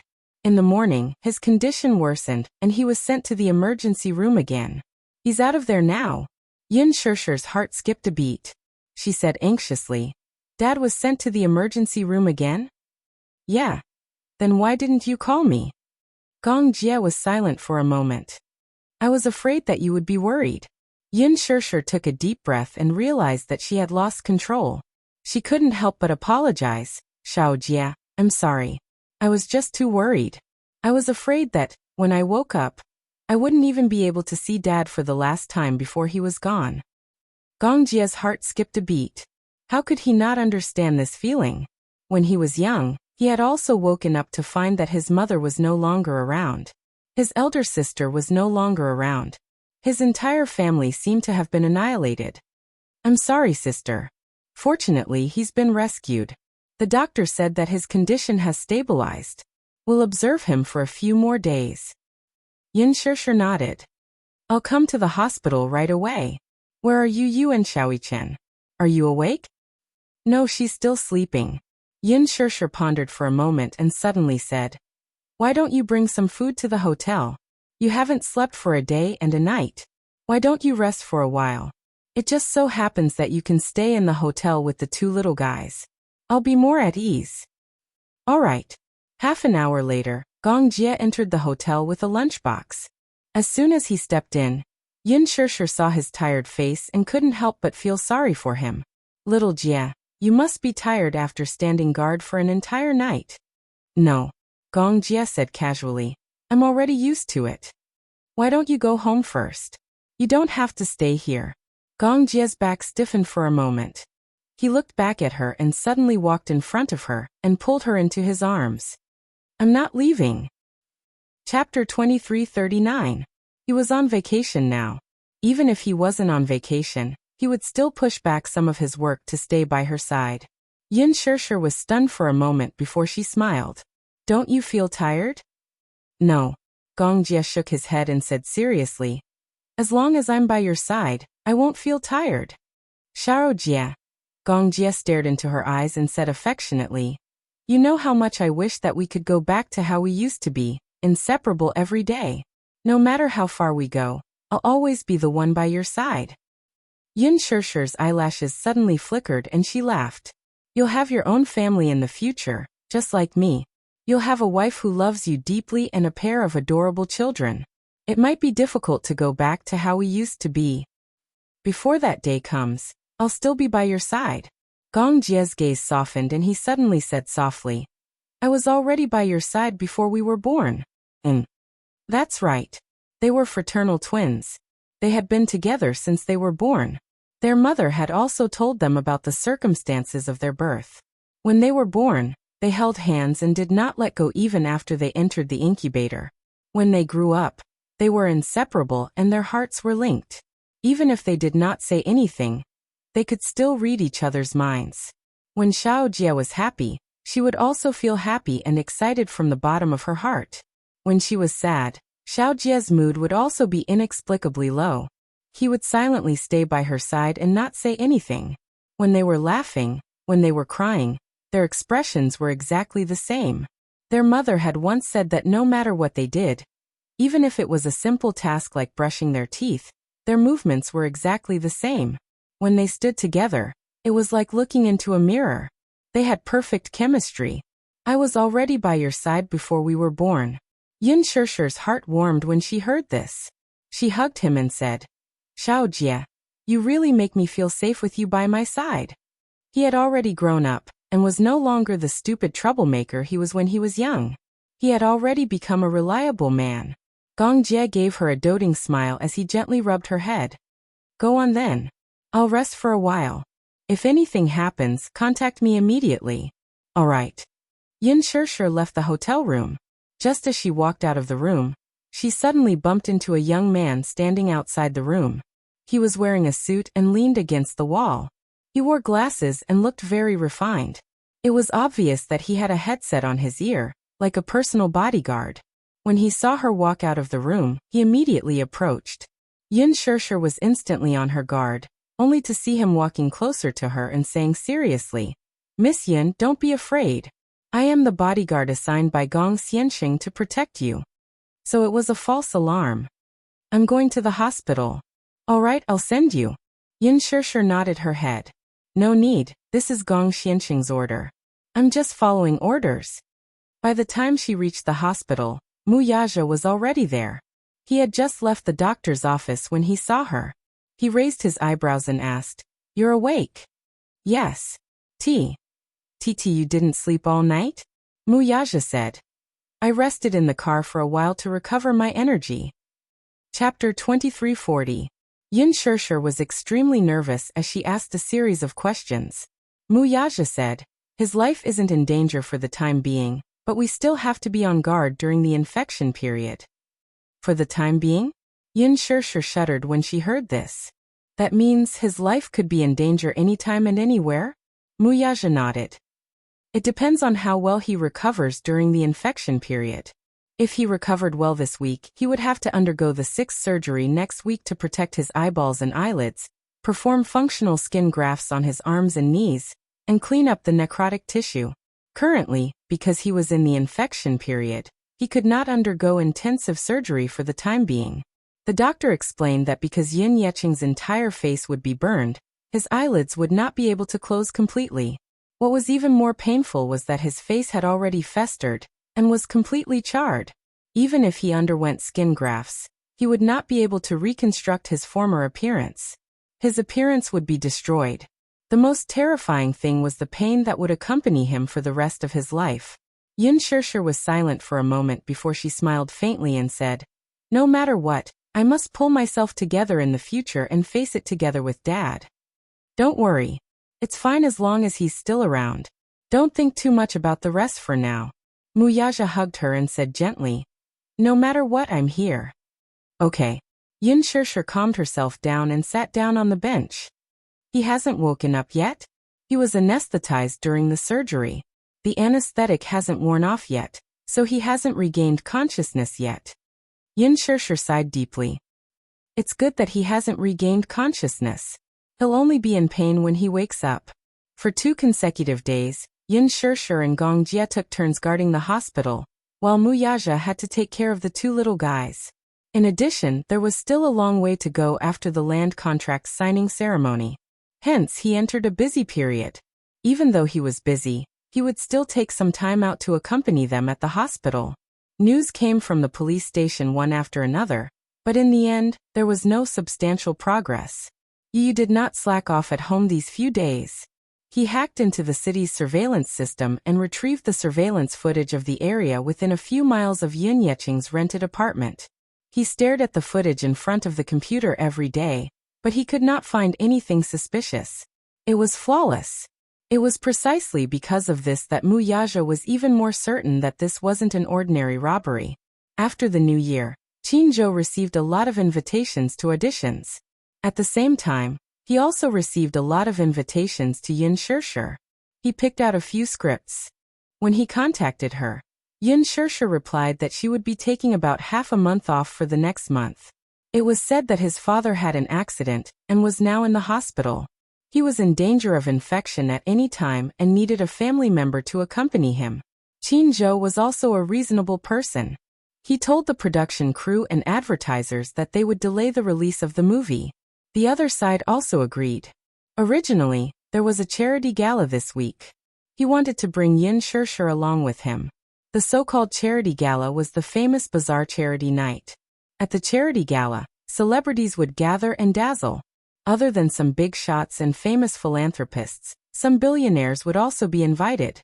Chapter 2341. Some of the more scheming female celebrities would dress up to the nines and beg their grandfathers to find a way to get in touch with these big shots. The more scheming ones naturally did not care about these resources. Most of them hoped to use such an event to befriend some rich and famous people. Hooking up with any of them meant that they would enjoy endless wealth for the rest of their lives. By then, what was the point of acting? What was the point of rushing for a script? It was tough being an artist, having to endure cold shoulders and unspoken rules, but it was different being a rich man's wife. They were worshipped by thousands and admired by tens of thousands. It was much more comfortable. Thus, with these ultimate goals in mind, they did everything they could to attract even more attention that night. Qinzhou naturally did not bring her along for this purpose. Yin Shirshir did not lack resources. This charity night would be covered by a lot of media outlets. It would greatly increase the fame and exposure of the event. She did not accept any scripts this new year. The other starlets who were on the same level as her were either rushing to appear on the Spring Festival Gala program, or appearing on some talk shows or entertainment programs to increase their exposure. She did not appear in front of the public for more than half a month, so she continued to raise her fame with a posh gala. This charity night was a good opportunity. But it was a pity. Such an accident happened. When Qinzhou learned of this, he and Jilin went to the hospital to visit. The moment they made a move, everyone in Huanyu learned of this matter. A few of the higher-ups had a discussion. Although Muyaja was no longer the person in charge of Huanyu, They still had to pay him a visit out of friendship. It did not matter if they did not come. That lineup could be said to be mighty. Many of Huan Yu's higher-ups brought gifts to the hospital and lined up the entire corridor. Not only that, many of the company's celebrities also came. The patients and their family members in the few wards near Yin Yeching's were shocked and rushed out to take a look. Seeing so many famous celebrities entering and leaving the ward, only then did they know that there was a serious patient in the ward next door. This alarmed the hospital's leaders. Seeing such a big lineup, they then realized that there was a patient with an extraordinary background in the hospital. He immediately ordered for Yin Yeching to be moved to a VIP intensive care unit with 4 nurses around the clock. At the same time, the media also took action after hearing the news. They lurked outside the door, just to be the first to get a first-hand report. Of course, this was all in the future. After being transferred to a special ward, Yin Yeching finally regained consciousness. When she received the news, Yin Shishir was having dinner outside. When she heard the news, she rushed back to the hospital without eating. Inside the ward, Yin Yeching had already regained consciousness. The nurse was carefully leaning on the bedside to wipe away his tears. Because his eyelids were unable to close, it was difficult to close his eyes. Therefore, he had to wipe away the tears that flowed out in time. Otherwise, it would easily infect the wound. She rushed to the bedside and held onto the bed frame. She looked at him and said carefully, "Dad, can you hear me?" She didn't dare to touch him. Every part of his body was horribly burned. She only dared to speak to him cautiously. Chapter 2342. Yin Shishir could not help but burst into tears at the sight of him in such a miserable state. However, she held it in and choked out, "Dad, don't force yourself if you can't speak. Recuperate well. I'll always be by your side," the nurse said. "Miss Yin, your father's vocal cords might be seriously damaged. It's still unknown if he can speak in the future. Right now, he can only slowly recuperate. How much can he recover?" Yin Shishir quickly nodded. "Dad, you don't have to answer me. Who attacked you that night? Do you know him? Is he your enemy? Or is he a robber? If he's a robber, just move your finger slightly." Yin Yeching's breathing quickened when he heard that. His eyes turned red and watery at once. His eyeballs suddenly trembled as he frowned with difficulty. Then he gritted his teeth slightly. With reddened eyes, he raised a trembling finger. His thoughts suddenly ran wild. The image of the baby's red and wrinkled face when it was born seemed to appear in his eyes. Only the heavens knew how strong the joy and pride he felt when he became a father for the first time was. Yin Yeching still remembered how excited and happy he was when he held the baby girl in his arms. He excitedly carried the baby girl to Li Qin's bedside and said joyfully, "Honey, it's a girl." Li Qin sighed and muttered weakly, "Didn't the doctor reveal that it's a boy? How did you give birth to a girl?" The nurse at the side smiled and asked, "When did you find out the gender of the baby?" "When I did an ultrasound at 4 months. The doctor revealed that it's a boy," Yin Yeching said. The nurse smiled and said, "Oh, for months. The accuracy rate isn't high. At most, it's 80%. Sometimes there are mistakes. However, the girl is also very cute. The most important thing is that both mother and child are safe." Yin Yeching nodded. "That's right. It's good that both mother and child are safe." When he learned that his wife was in labor, he rushed back from abroad to welcome the new life. Li Qin muttered to herself, "I wanted a boy. If I knew it was a girl, I wouldn't have wanted it." The nurse smiled awkwardly. This pregnant woman clearly had a preference for boys over girls. She had seen many pregnant women like this, and was not surprised. "What's wrong with being a girl? I quite like girls. They look fresh and cute and obedient. When they grow up, they will be our little cotton-padded jackets and warm our hearts." He looked at the infant in the swaddling clothes, and liked him no matter how he looked at him. Even though the newborn's face was red and wrinkled, making it hard to discern any facial features, the thought that this was his flesh and blood still made him dote on the baby immensely. It doesn't matter if it's a boy or a girl. What's important is that both mother and child are safe.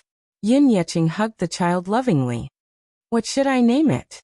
Yin Yeching replied, "A girl. Why don't we call her Yin Na? She should be a beautiful girl when she grows up." Yin Na. Ever since she was born, He had loved her dearly and had supported her as they grew up. When Yun Na was young, her eyes and eyebrows were very similar to his. Especially after she entered junior high school. Her facial features gradually matured, and she looked more and more like him. But how could the girl he loved and spoiled so much, with such a clear face, turn into such a hideous and twisted face? Chapter 23:43.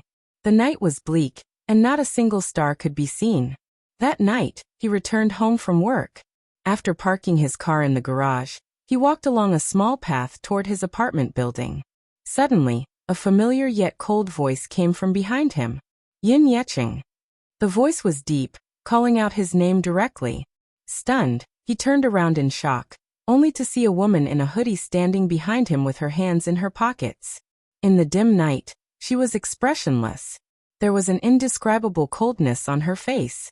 It was clearly such a familiar face, but it was unknown if it was because of the hideous scars on her face. In addition to that ice-cold expression, it inexplicably made one's hair stand on end. Yin Yecheng's first reaction, however, was surprise. Nana. He recognized the voice at once. After sizing her up for a while, he recognized her at a glance. Unusually surprised, he went up to her and excitedly pulled her into his embrace. You're still alive. You're still alive. His voice trembled due to the excessive surprise. Tears streamed down his face as he called out her name emotionally. You're still alive. It's good that you're still alive. It's good that you're still alive. I thought you were gone like your mother. Yun Na took a step back and said coldly, "Don't touch me." Yin Yecheng was stunned. He did not expect her to be so heartless. His eyes widened, and just as he was about to approach her, she took another step back and coldly tugged at the corner of her lips. It's good that you're still alive? Haha. Aren't you very happy when I'm not around? I'm no longer your stumbling block now that I'm no longer around. What right do you have to tell me that it's good that you're still alive? On New Year's Eve, she stood behind a tree outside the villa. Through the window, she saw Yin Yecheng beaming with joy as he hugged Yu in the living room. The snow fell on her, but her heart was colder than the layer of snow on the ground. At this thought, she suddenly gripped the sulfuric acid bottle in her pocket tightly. Her smile turned colder. Yin Yecheng did not notice her little action at all, and continued to call out her name in trepidation. Nana. Shut up. Yin Na said expressionlessly. You have no right to call me by my name. Yin Na? Yin Na was dead. The one standing in front of you right now is nothing but a wandering ghost who has come to claim your life. His heart inexplicably trembled at those words that seeped into one's bones. He would never have imagined that his precious daughter who appeared before him at this moment was the incarnation of a malicious spirit who had followed him here in order to take his life. What happened to you when you were missing for a few months? I thought that your mother had taken you away from this place. When your mother's body was found some time ago, I was worried that something bad might have happened to you. But, where have you been for the past few months? Where did he go? Haha, worried. Yin Yecheng, are you worried? Your wife and daughter are missing, but I see that you're living a happy and carefree life. Yin Na looked as if she had heard a joke. If it wasn't for her, Li Qin would still be buried at the bottom of the sea. Not to mention her corpse, even her bones, flesh, tendons, and skin would have been eaten clean by the fishes. Worried. Chapter 23:44. Yin Na clenched the bottle of sulfuric acid tightly and lowered her head.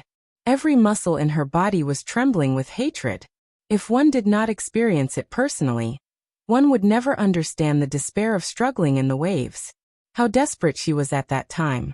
At this moment, she hated Yun Shishir and Yin Yecheng so much. How much did she hate them? She wanted to skin them alive, pull out their tendons, and throw that B***tch into the sea to feed the fishes. She wanted to see with her own eyes how desperate they were when they died. He. Yin Na's mouth cracked open and she suddenly laughed. She raised her head and stared at him with a pair of cold and bone-chilling eyes. Her laughter was so shrill that it was as if she was a malicious spirit that had climbed up from purgatory. Her voice was so cold and emotionless. It was frightening and chilling at the same time. Li Qin is already dead. Yin Na is also dead. She died in the boundless ocean. She died in the depths of despair. Yun Yecheng, you deserve to die too. Today, I'll make you accompany them in death. After Yin Na finished speaking, she slowly walked towards him. Yun Yecheng was so stunned that he forgot to dodge. He saw her take out a bottle from her pocket. It was filled with an unknown liquid. She quickly unscrewed the cap and splashed it on his face. Crash! The concentrated sulfuric acid splashed on his face and instantly burned and corroded his intact skin. Before he could react, he felt a heart-wrenching pain. He clutched his face and staggered to the ground, struggling to get up. When Yun Na saw his struggling appearance, her smile suddenly became even more complacent. She casually poured the concentrated sulfuric acid on his body, as she wantonly enjoyed the sight of him constantly twitching and struggling. Her face was filled with excitement and a sinister smile. Yin Yecheng, you deserve this. The strong corrosive force instantly burned his skin until it was full of holes. Yun Na poured all the liquid in the bottle into his mouth and threw the bottle at him expressionlessly.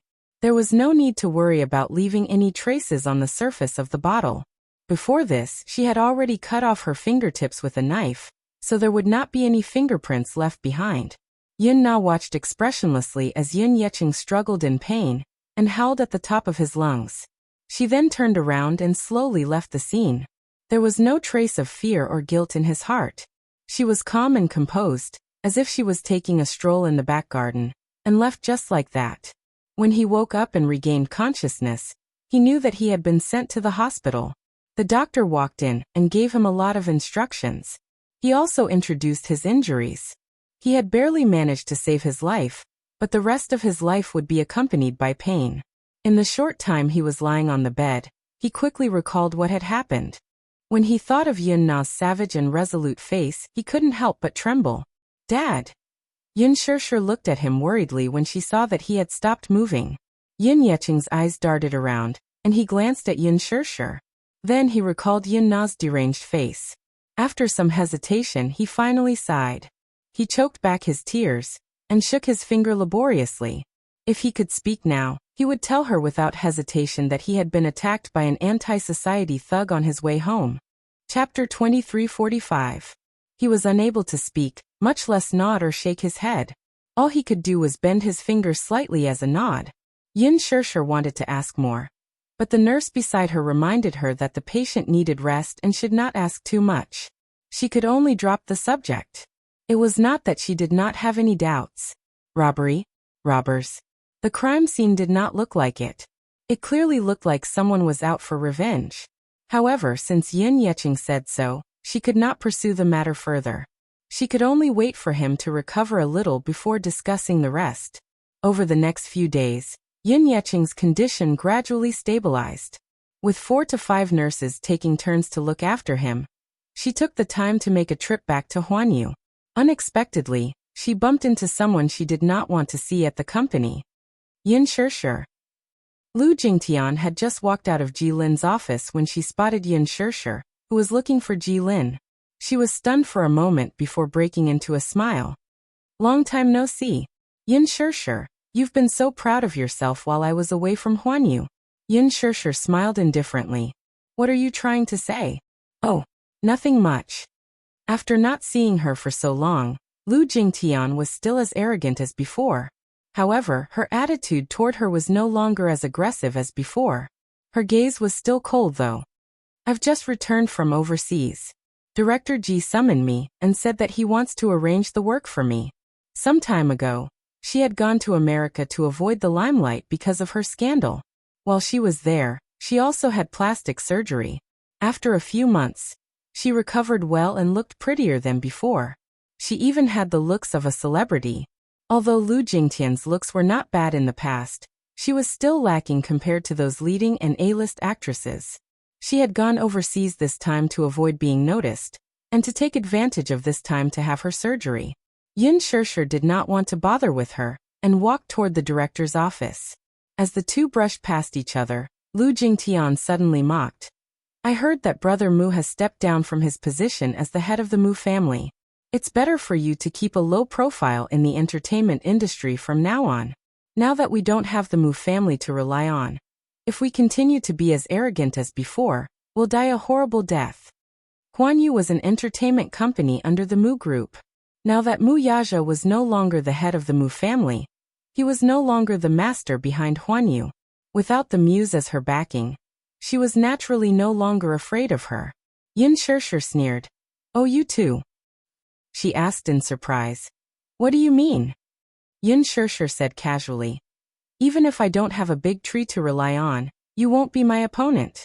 Lu Jingtian ignored her and taunted. "Hee. You know what? I just accepted a role as the female lead in a movie."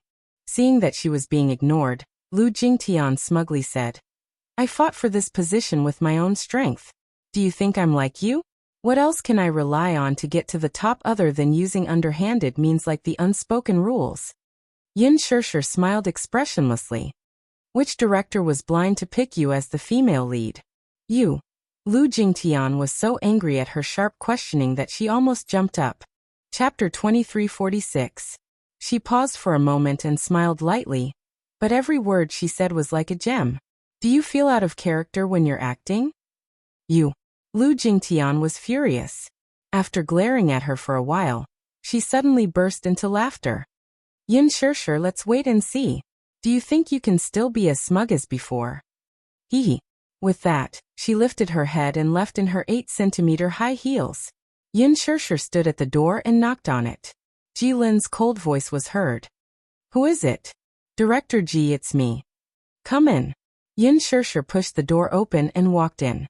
Seeing her, Ji Lin looked up and asked quizzically, "Aren't you taking care of your father at the hospital? Why are you here?" "Director Ji, thank you for taking care of my father. But..." Yin Shirshir paused and took out a check wrapped in an envelope from her bag.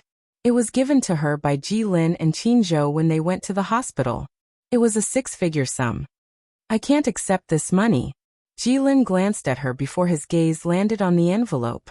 His lips curled up. "What's this for? I appreciate the director's concern, but I can't accept such a large sum of money." With that, she handed the envelope over with both hands and smiled. "Thank you." Ji Lin did not reach out to take it though. "Take it? Question mark. This is a small token from Qin Zhou and me." "A small token?" Yin Shirshir could not help but be speechless. She had never seen anyone take out so much money just to visit a patient at the hospital. This was a little too exaggerated. Ji Lin said, "Don't be fooled by how much money it is. A portion of it is the final payment from the commercial you shot. It's what you deserve." "The final payment from the commercial? Didn't you shoot a shampoo commercial before?" "Yes," Ji Lin said concisely. "This is the final payment."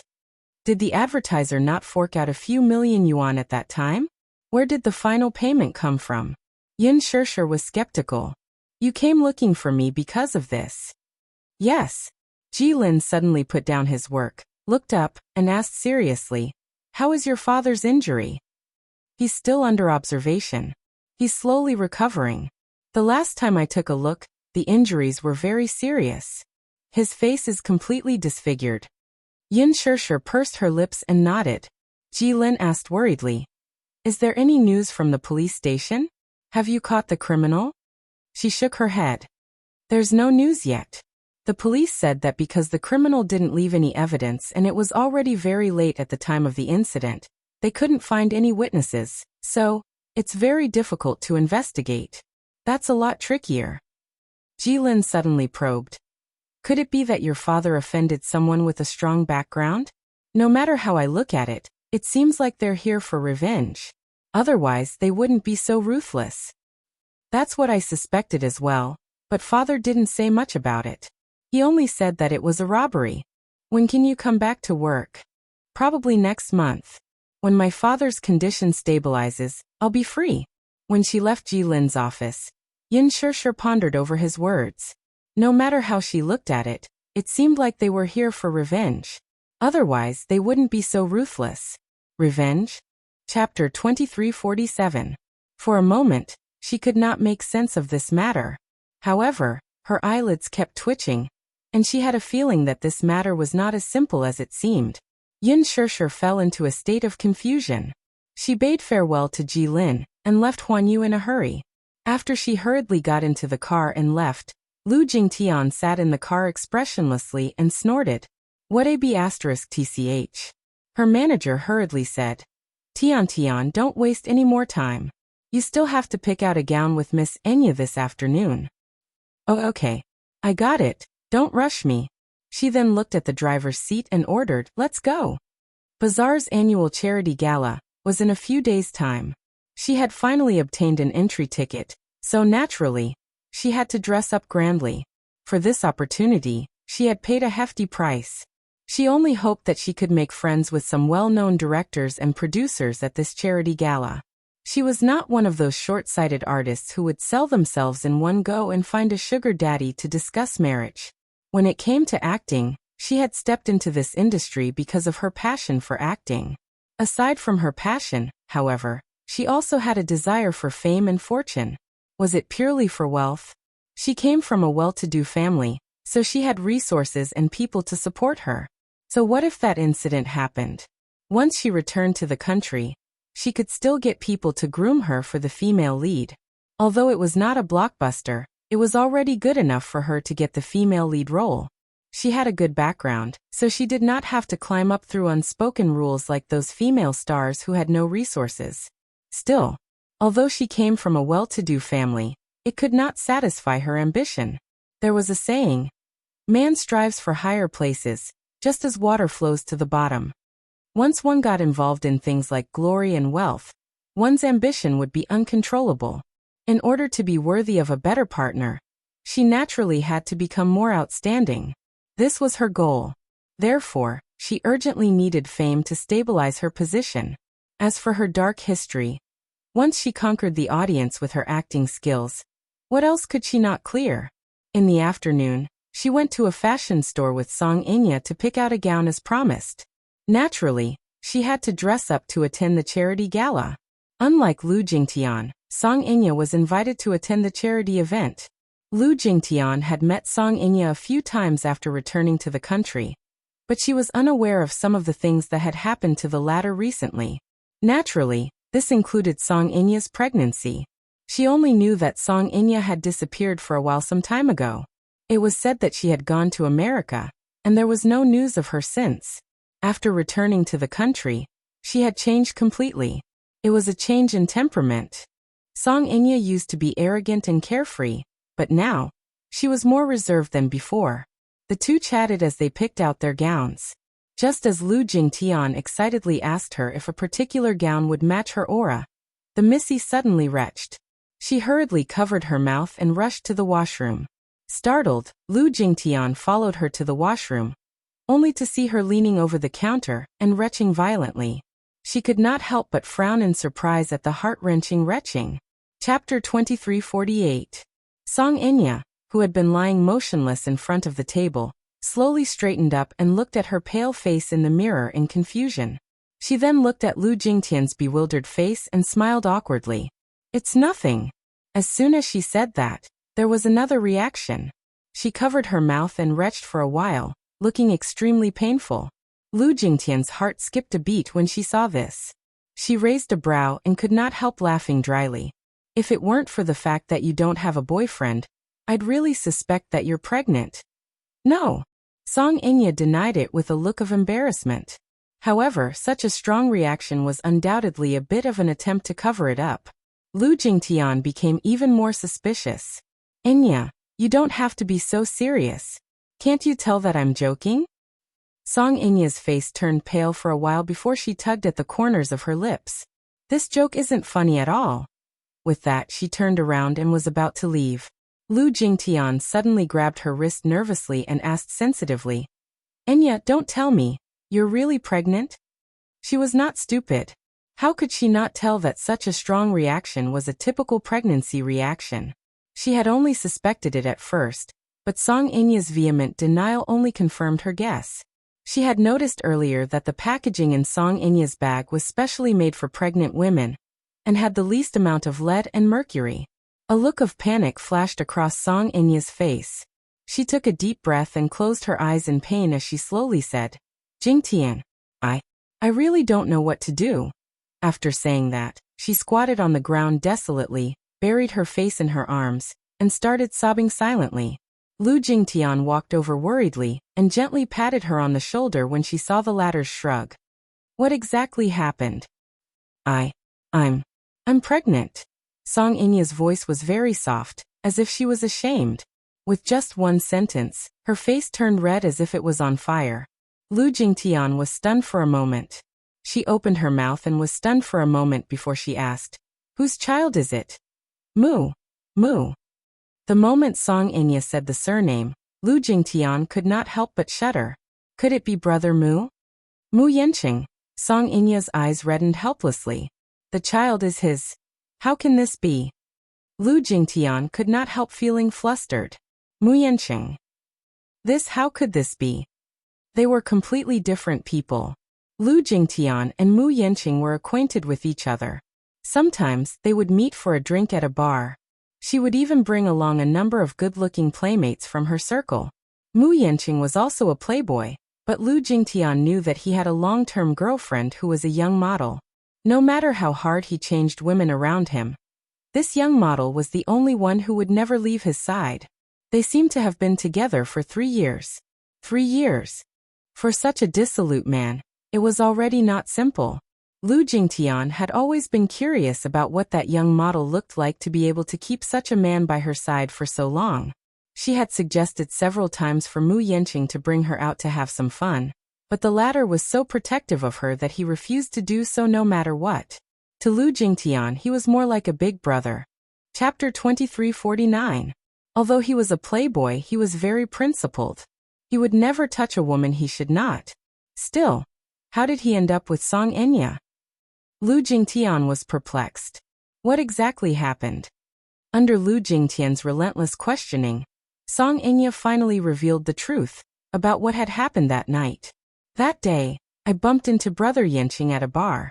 I saw him sitting alone in a corner, drowning his sorrows in alcohol.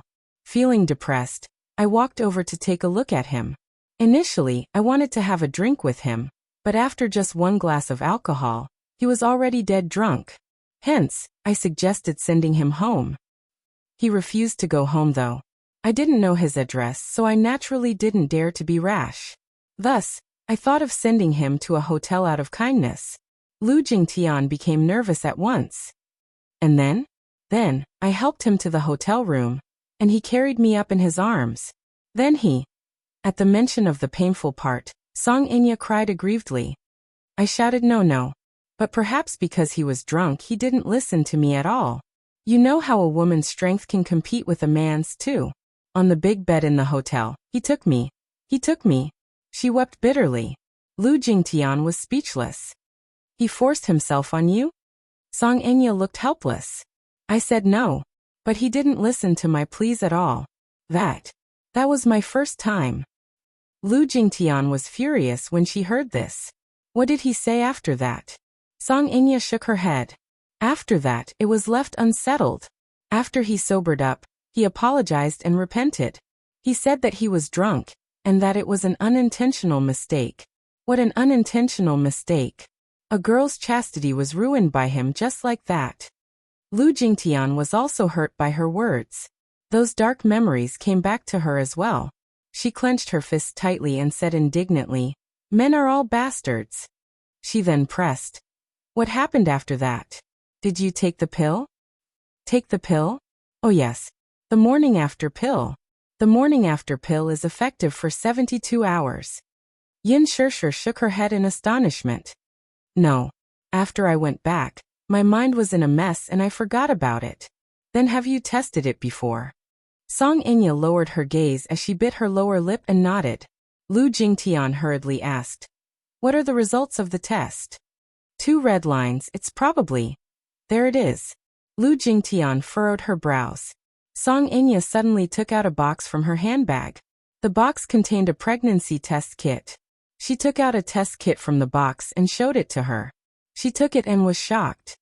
You're really pregnant. I don't know if this is accurate. Song Inya stared at him blankly. Lu Jingtian replied, just because the pregnancy test failed doesn't mean that she's not pregnant, but once it does, she's definitely pregnant. With that, she gritted her teeth angrily. Mu Yanqing, that be ****. I thought he always knew when to stop. The two of them had been in a relationship for so many years.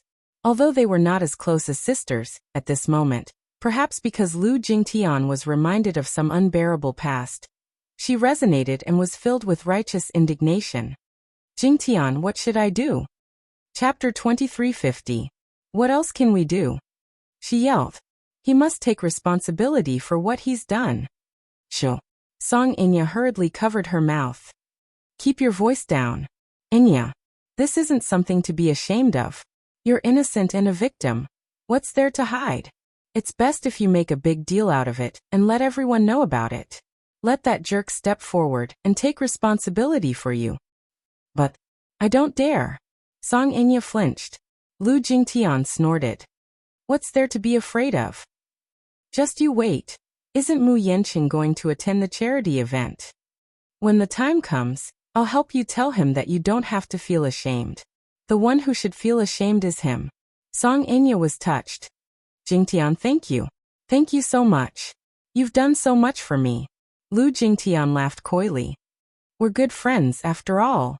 Don't worry, although Mu Yanqing did such a thing, he won't deny you if you're pregnant. Okay. All right. There's no point in thinking so much now. Come and pick out an outfit for me. Okay. Lu Jingtian turned around. Behind her, the helplessness on Song Inya's face suddenly faded and was replaced by a smug smile. After picking out the gown and walking out, Lu Jingtian suggested shopping at a nearby mall to buy a bag, but Song Inya declined, saying that she was not feeling well and wanted to go home to rest. Since it was boring to be alone, Lu Jingtian was no longer in the mood to shop, so she waved her goodbye at the entrance. Song Inya took a taxi home directly, while Lu Jingtian's car was parked in the parking lot. It was already late at night by now. She walked toward the parking lot in her high heels. The wind was a little stronger at night, so she quickened her pace. Suddenly, she heard footsteps behind her. The path to the parking lot was sparsely populated, and the dim street lights elongated people's shadows. She initially thought that she was hallucinating, so she slowed down her pace. However, the person behind her slowed down as well. The two kept a distance of several meters, one in front and one behind. Lu Jingtian, however, could not help feeling a little wary. She stopped in her tracks and glanced behind her. Out of the corner of her eye, she vaguely caught a glimpse of a strange shadow behind her. She abruptly turned her head to look, only to see a person dressed in black standing behind her. The man was wearing a hooded sweater. Due to the hooded hood, his face was hidden in the darkness, so she could not see his face clearly. However, when their eyes met, she was startled to find a pair of murderous eyes fixed on her. Seeing that she had stopped, the black-clothed man did not hesitate much. After a while, he lifted his feet and quickly walked towards her. Lu Jingtian caught sight of the dagger in the man's hand at once. Under the streetlight, the gleam of the dagger gave her a fright. Ah! Lu Jingtian's face turned pale with fright. Letting out a shriek, she turned around and ran toward the car. The black-clothed man behind her quickly chased after her. Lu Jingtian became timid and worried that it was a robber. She ran for her life until she saw her white car. Like a person drifting in the sea seeing a piece of driftwood, she rushed over with her hair disheveled and frantically banged on the car window. Open the door! Open the door! A series of screams alarmed the driver. Chapter 2351. The chauffeur hurriedly unlocked the car.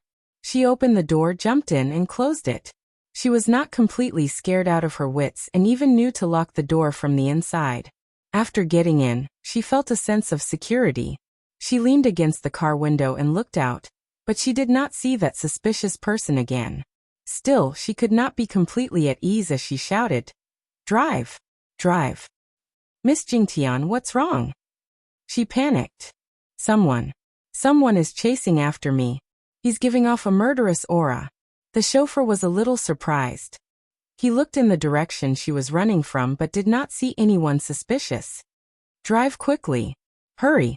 She was scared out of her wits as she waved her hands and gave orders. The chauffeur muttered inwardly, "What's this missy up to again?" Still, he did not dare to neglect her orders. He immediately started the car and slowly drove out of the parking lot. Not far away, a man in black stood out from behind a tree. He looked expressionlessly in the direction the car had left him before coldly turning to leave.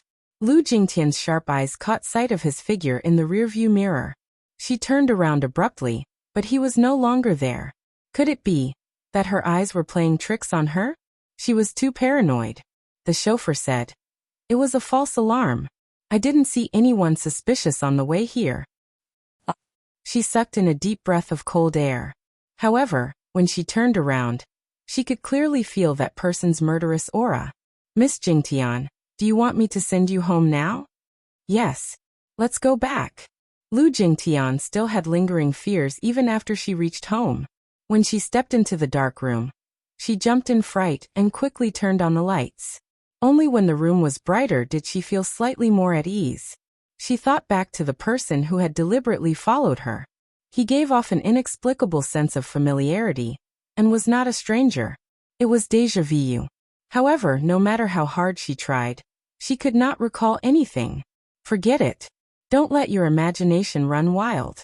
I must take care to rest well these few days, lest it affects my complexion. I won't be beautiful on the day of the charity banquet. Lu Jingtian went to bed early. 5 days later, the charity banquet arrived as scheduled. That night, the bazaar charity banquet was held at 8 o'clock in the evening.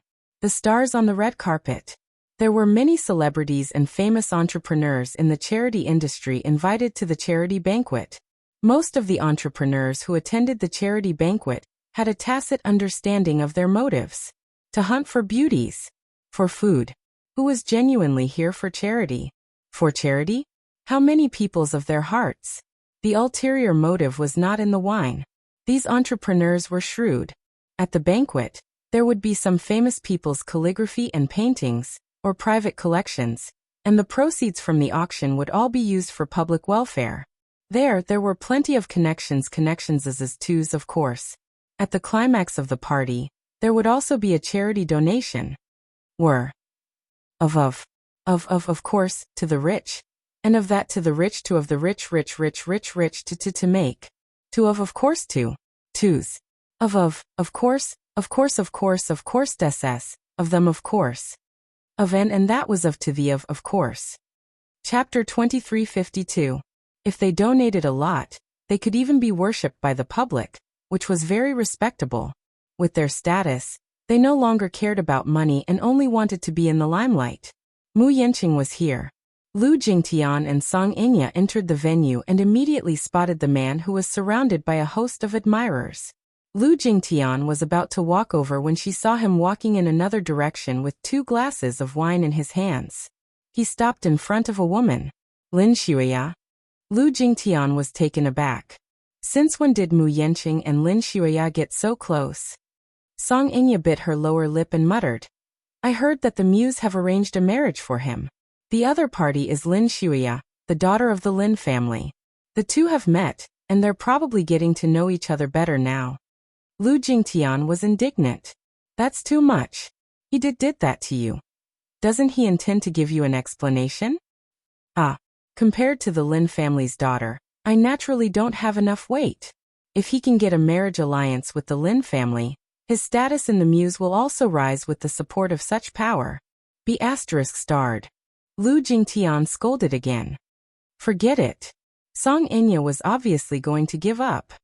Anyway, he has no intention of taking responsibility. Why don't we just abort the child and cut off all ties? How can we do that? Lu Jingtian disagreed. Enya, don't you know how cruel an abortion is to a woman? You haven't even taken the first step, so how can you give up? Besides, she paused for a moment before continuing. To be fair, marrying Mu Yanqing isn't a bad choice for you either. But we have no feelings for each other. Can we be happy if we get married? Marriage is different from dating. What's the point of talking about marriage when it's already at this stage? Lu Jingtian was very clear about it. As long as he marries you and gives you a status, you won't have to worry about food and clothing in the future. What's the point of having a relationship? Enya, you should know what you want. Song Enya kept quiet at the side. Lu Jingtian could not stand it anymore. She stomped her feet and reminded her. Stay here and wait for me to come back. With that, she walked toward Mu Yanqing. Song Enya pretended to stop her, but she did not stop her from leaving. Smiling inwardly, she turned around to chat with the others. In the venue, the lights were elegant and the lights were intertwined. Mu Yanqing and Lin Xuya were talking about something. Compared to the estrangement and aggressiveness they had when they first met, Lin Xuya was much more restrained now. When they talked about something interesting, she would even chime in with a smile. Mu Yanqing was greatly encouraged. She no longer had such a strong sense of rejection and enmity towards him. Being with him was actually a good start. Right now, the man had long forgotten about the unpleasantness between him and Song Enya that day. Hence, when she appeared in front of him in a fit of rage, he was still at a loss. Jingtian. He smiled and sized her up. You're here too. Of course. I also received an invitation. Naturally, Lin Xuya did not have a good impression of this woman who had appeared out of nowhere. She sneered and did not give her any face. Oh, why didn't I see your name on the invitation list? Chapter 2353. She stood between the two and said to Lin Xuya, please leave us alone for a while. I have something to discuss with Brother Yanqing. Oh, are you chasing me away? Lin Xuya naturally did not fall for this trick. Holding the wine glass, she raised a brow and said, I'm sorry, but I like to stand here. You have no right to obstruct me. All right, it's fine if you don't leave. Lu Jingtian could not wait for her to stay. She suddenly took out a box from her exquisite handbag and threw it in front of Mu Yanqing. She said coldly, Brother Yanqing, take a look for yourself. Look at what you've done. Mu Yanqing picked up the box nonchalantly, only to see that it was a pregnancy test kit. His eyelids twitched violently. What is this? You'll know what it is when you open it for yourself. Lu Jingtian crossed her arms in front of her chest, looking unforgiving and unreasonable. Mu Yanqing was a little annoyed at her untimely appearance, but in front of Lin Xuya, he naturally had to be gentlemanly. Hence he said, let's talk at the side. Why, Brother Yanqing, are you feeling guilty right now? There are no outsiders here. Lin Xuya also took a look curiously, only to see that it was a pregnancy test kit. She furrowed her brows in confusion. What is this? Nothing, Mu Yanqing said perfunctorily. It's just something boring. Lu Jingtian could not take it anymore. She simply snatched the box from his hand and opened it. A pregnancy test kit fell on the table. Lin Xuya picked it up immediately, only to see two eye-catching lines on the pregnancy test kit. What is this? She glared at Mu Yanqing suspiciously. Lu Jingtian glared at Mu Yanqing and said fiercely, do you know that Enya is pregnant? She's pregnant with your child. Don't you intend to give an explanation? Pregnant? Lin Xuya laughed out of the blue. What does Song Enya's pregnancy have to do with him? Lu Jingtian glared at Mu Yanqing and said through gritted teeth, Brother Yanqing knows very well whether it has anything to do with him. Mu Yanqing's face froze for a moment, but he quickly regained his composure and said expressionlessly, Jingtian, don't fool around. I'm not fooling around. Lu Jingtian said a little angrily, Brother Yanqing, since you've made a mistake as a man, shouldn't you? Or do you think that Enya is a cheap woman, so cheap that you don't deserve an explanation even if you defiled her? Jingtian. Mu Yanqing was also annoyed. Is there a need to talk about this in such an occasion? Of course. At the side, Lin Xuya suddenly sneered. I finally understand what's going on. She threw the pregnancy test kit at Mu Yanqing and glared at him coldly. Mu Yanqing, you're really interesting. With that, she's to leave. Mu Yanqing immediately reached out to grab her hand. Xuya, listen to me. Leave your explanation to your second uncle. With that, Lin Xuya left without looking back. Mu Yanqing looked on helplessly as Lin Xuya walked away. Suppressing his anger, he turned to look at Lu Jingtian and sneered through gritted teeth.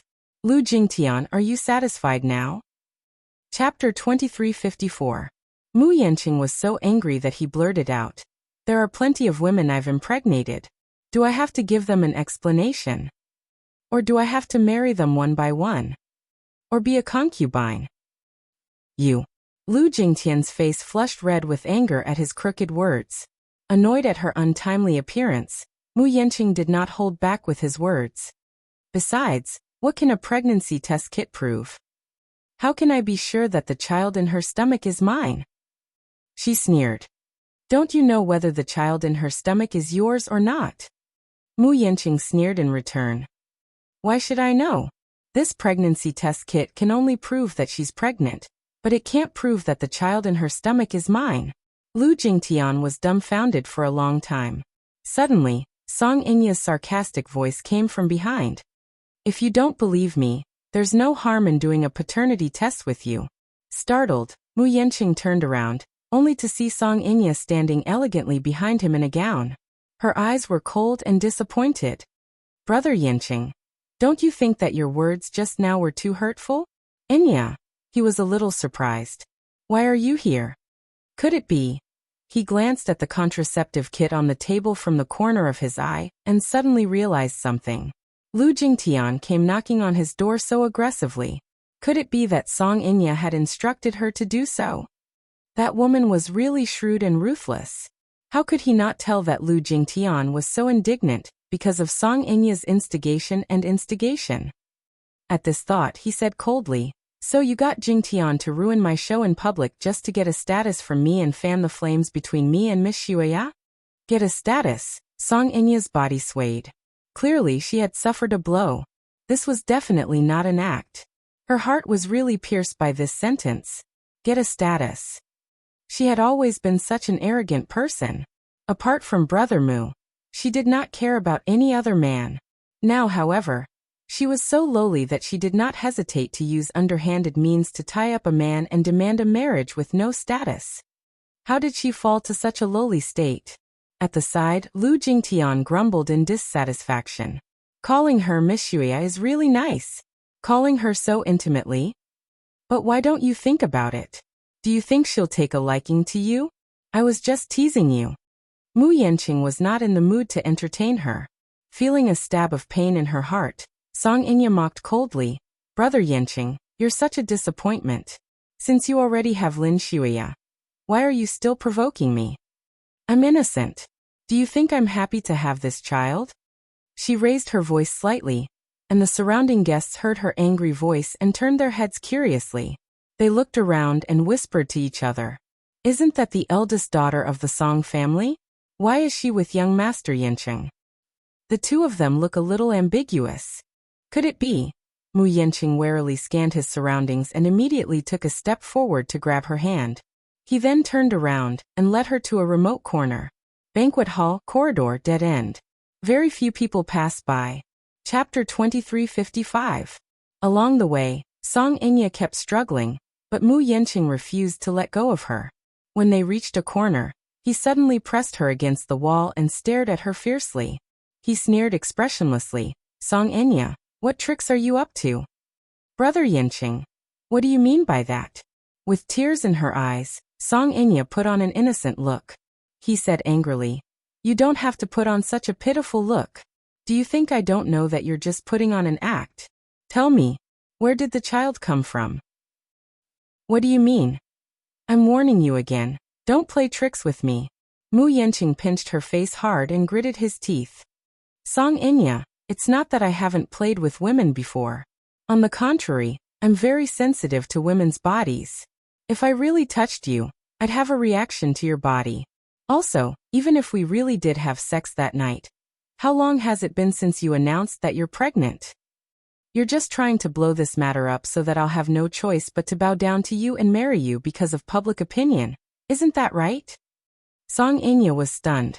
Tears welled up in her eyes, but she was still engrossed in her act. Brother Yanqing, you're shameless and despicable. It's clearly you. Clearly you're the one who bullied me. How can you accuse me like this? Do you think I want to be pregnant? I wish that this had never happened. How can you bear to falsely accuse me like this? Falsely accuse? Mu Yanqing's lips suddenly curved into a sinister smile. The next day, I went for a blood test. Song Inya was stunned and her expression froze. Guess what the test results were? Mu Yanqing leaned forward and whispered into her ear with a sneer. The wine I drank was laced with a knockout drug. That night, you were the only person I came into contact with. Unfortunately, something like that happened. Song Inya, How can I not suspect that you're trying to get close to me with ulterior motives? I don't know how this child in your stomach came about or whose it is. Don't even think about making use of me. Song Inya turned pale with fright. She did not expect him to be so astute as to go to the hospital for a checkup the next day after leaving the hotel. Actually, he did not suspect anything about his one-night stand with Song Inya that morning, but Jiang Qiming's appearance made him suspicious instead. There was no such coincidence. If something really happened between him and Song Inya in a drunken stupor, then how did Jiang Qiming obtain such accurate information, even down to the room number? He suspected that Song Inya had told Jiang Qiming about what had happened last night, but the helplessness and panic that the Missy had displayed at that time were clearly out of her wits. Even when he approached and comforted her, she was so frightened that she shrank into a corner and broke down emotionally. It was hard to imagine how she could tell Jiang Qiming the exact same thing, and calmly tell her the hotel address and room number when she lost control of her emotions. It was self-contradictory. The appearance of such a coincidence was rather abrupt. Mu Yanqing calmed down. No matter how he thought about it, he could not shake the feeling that something was amiss.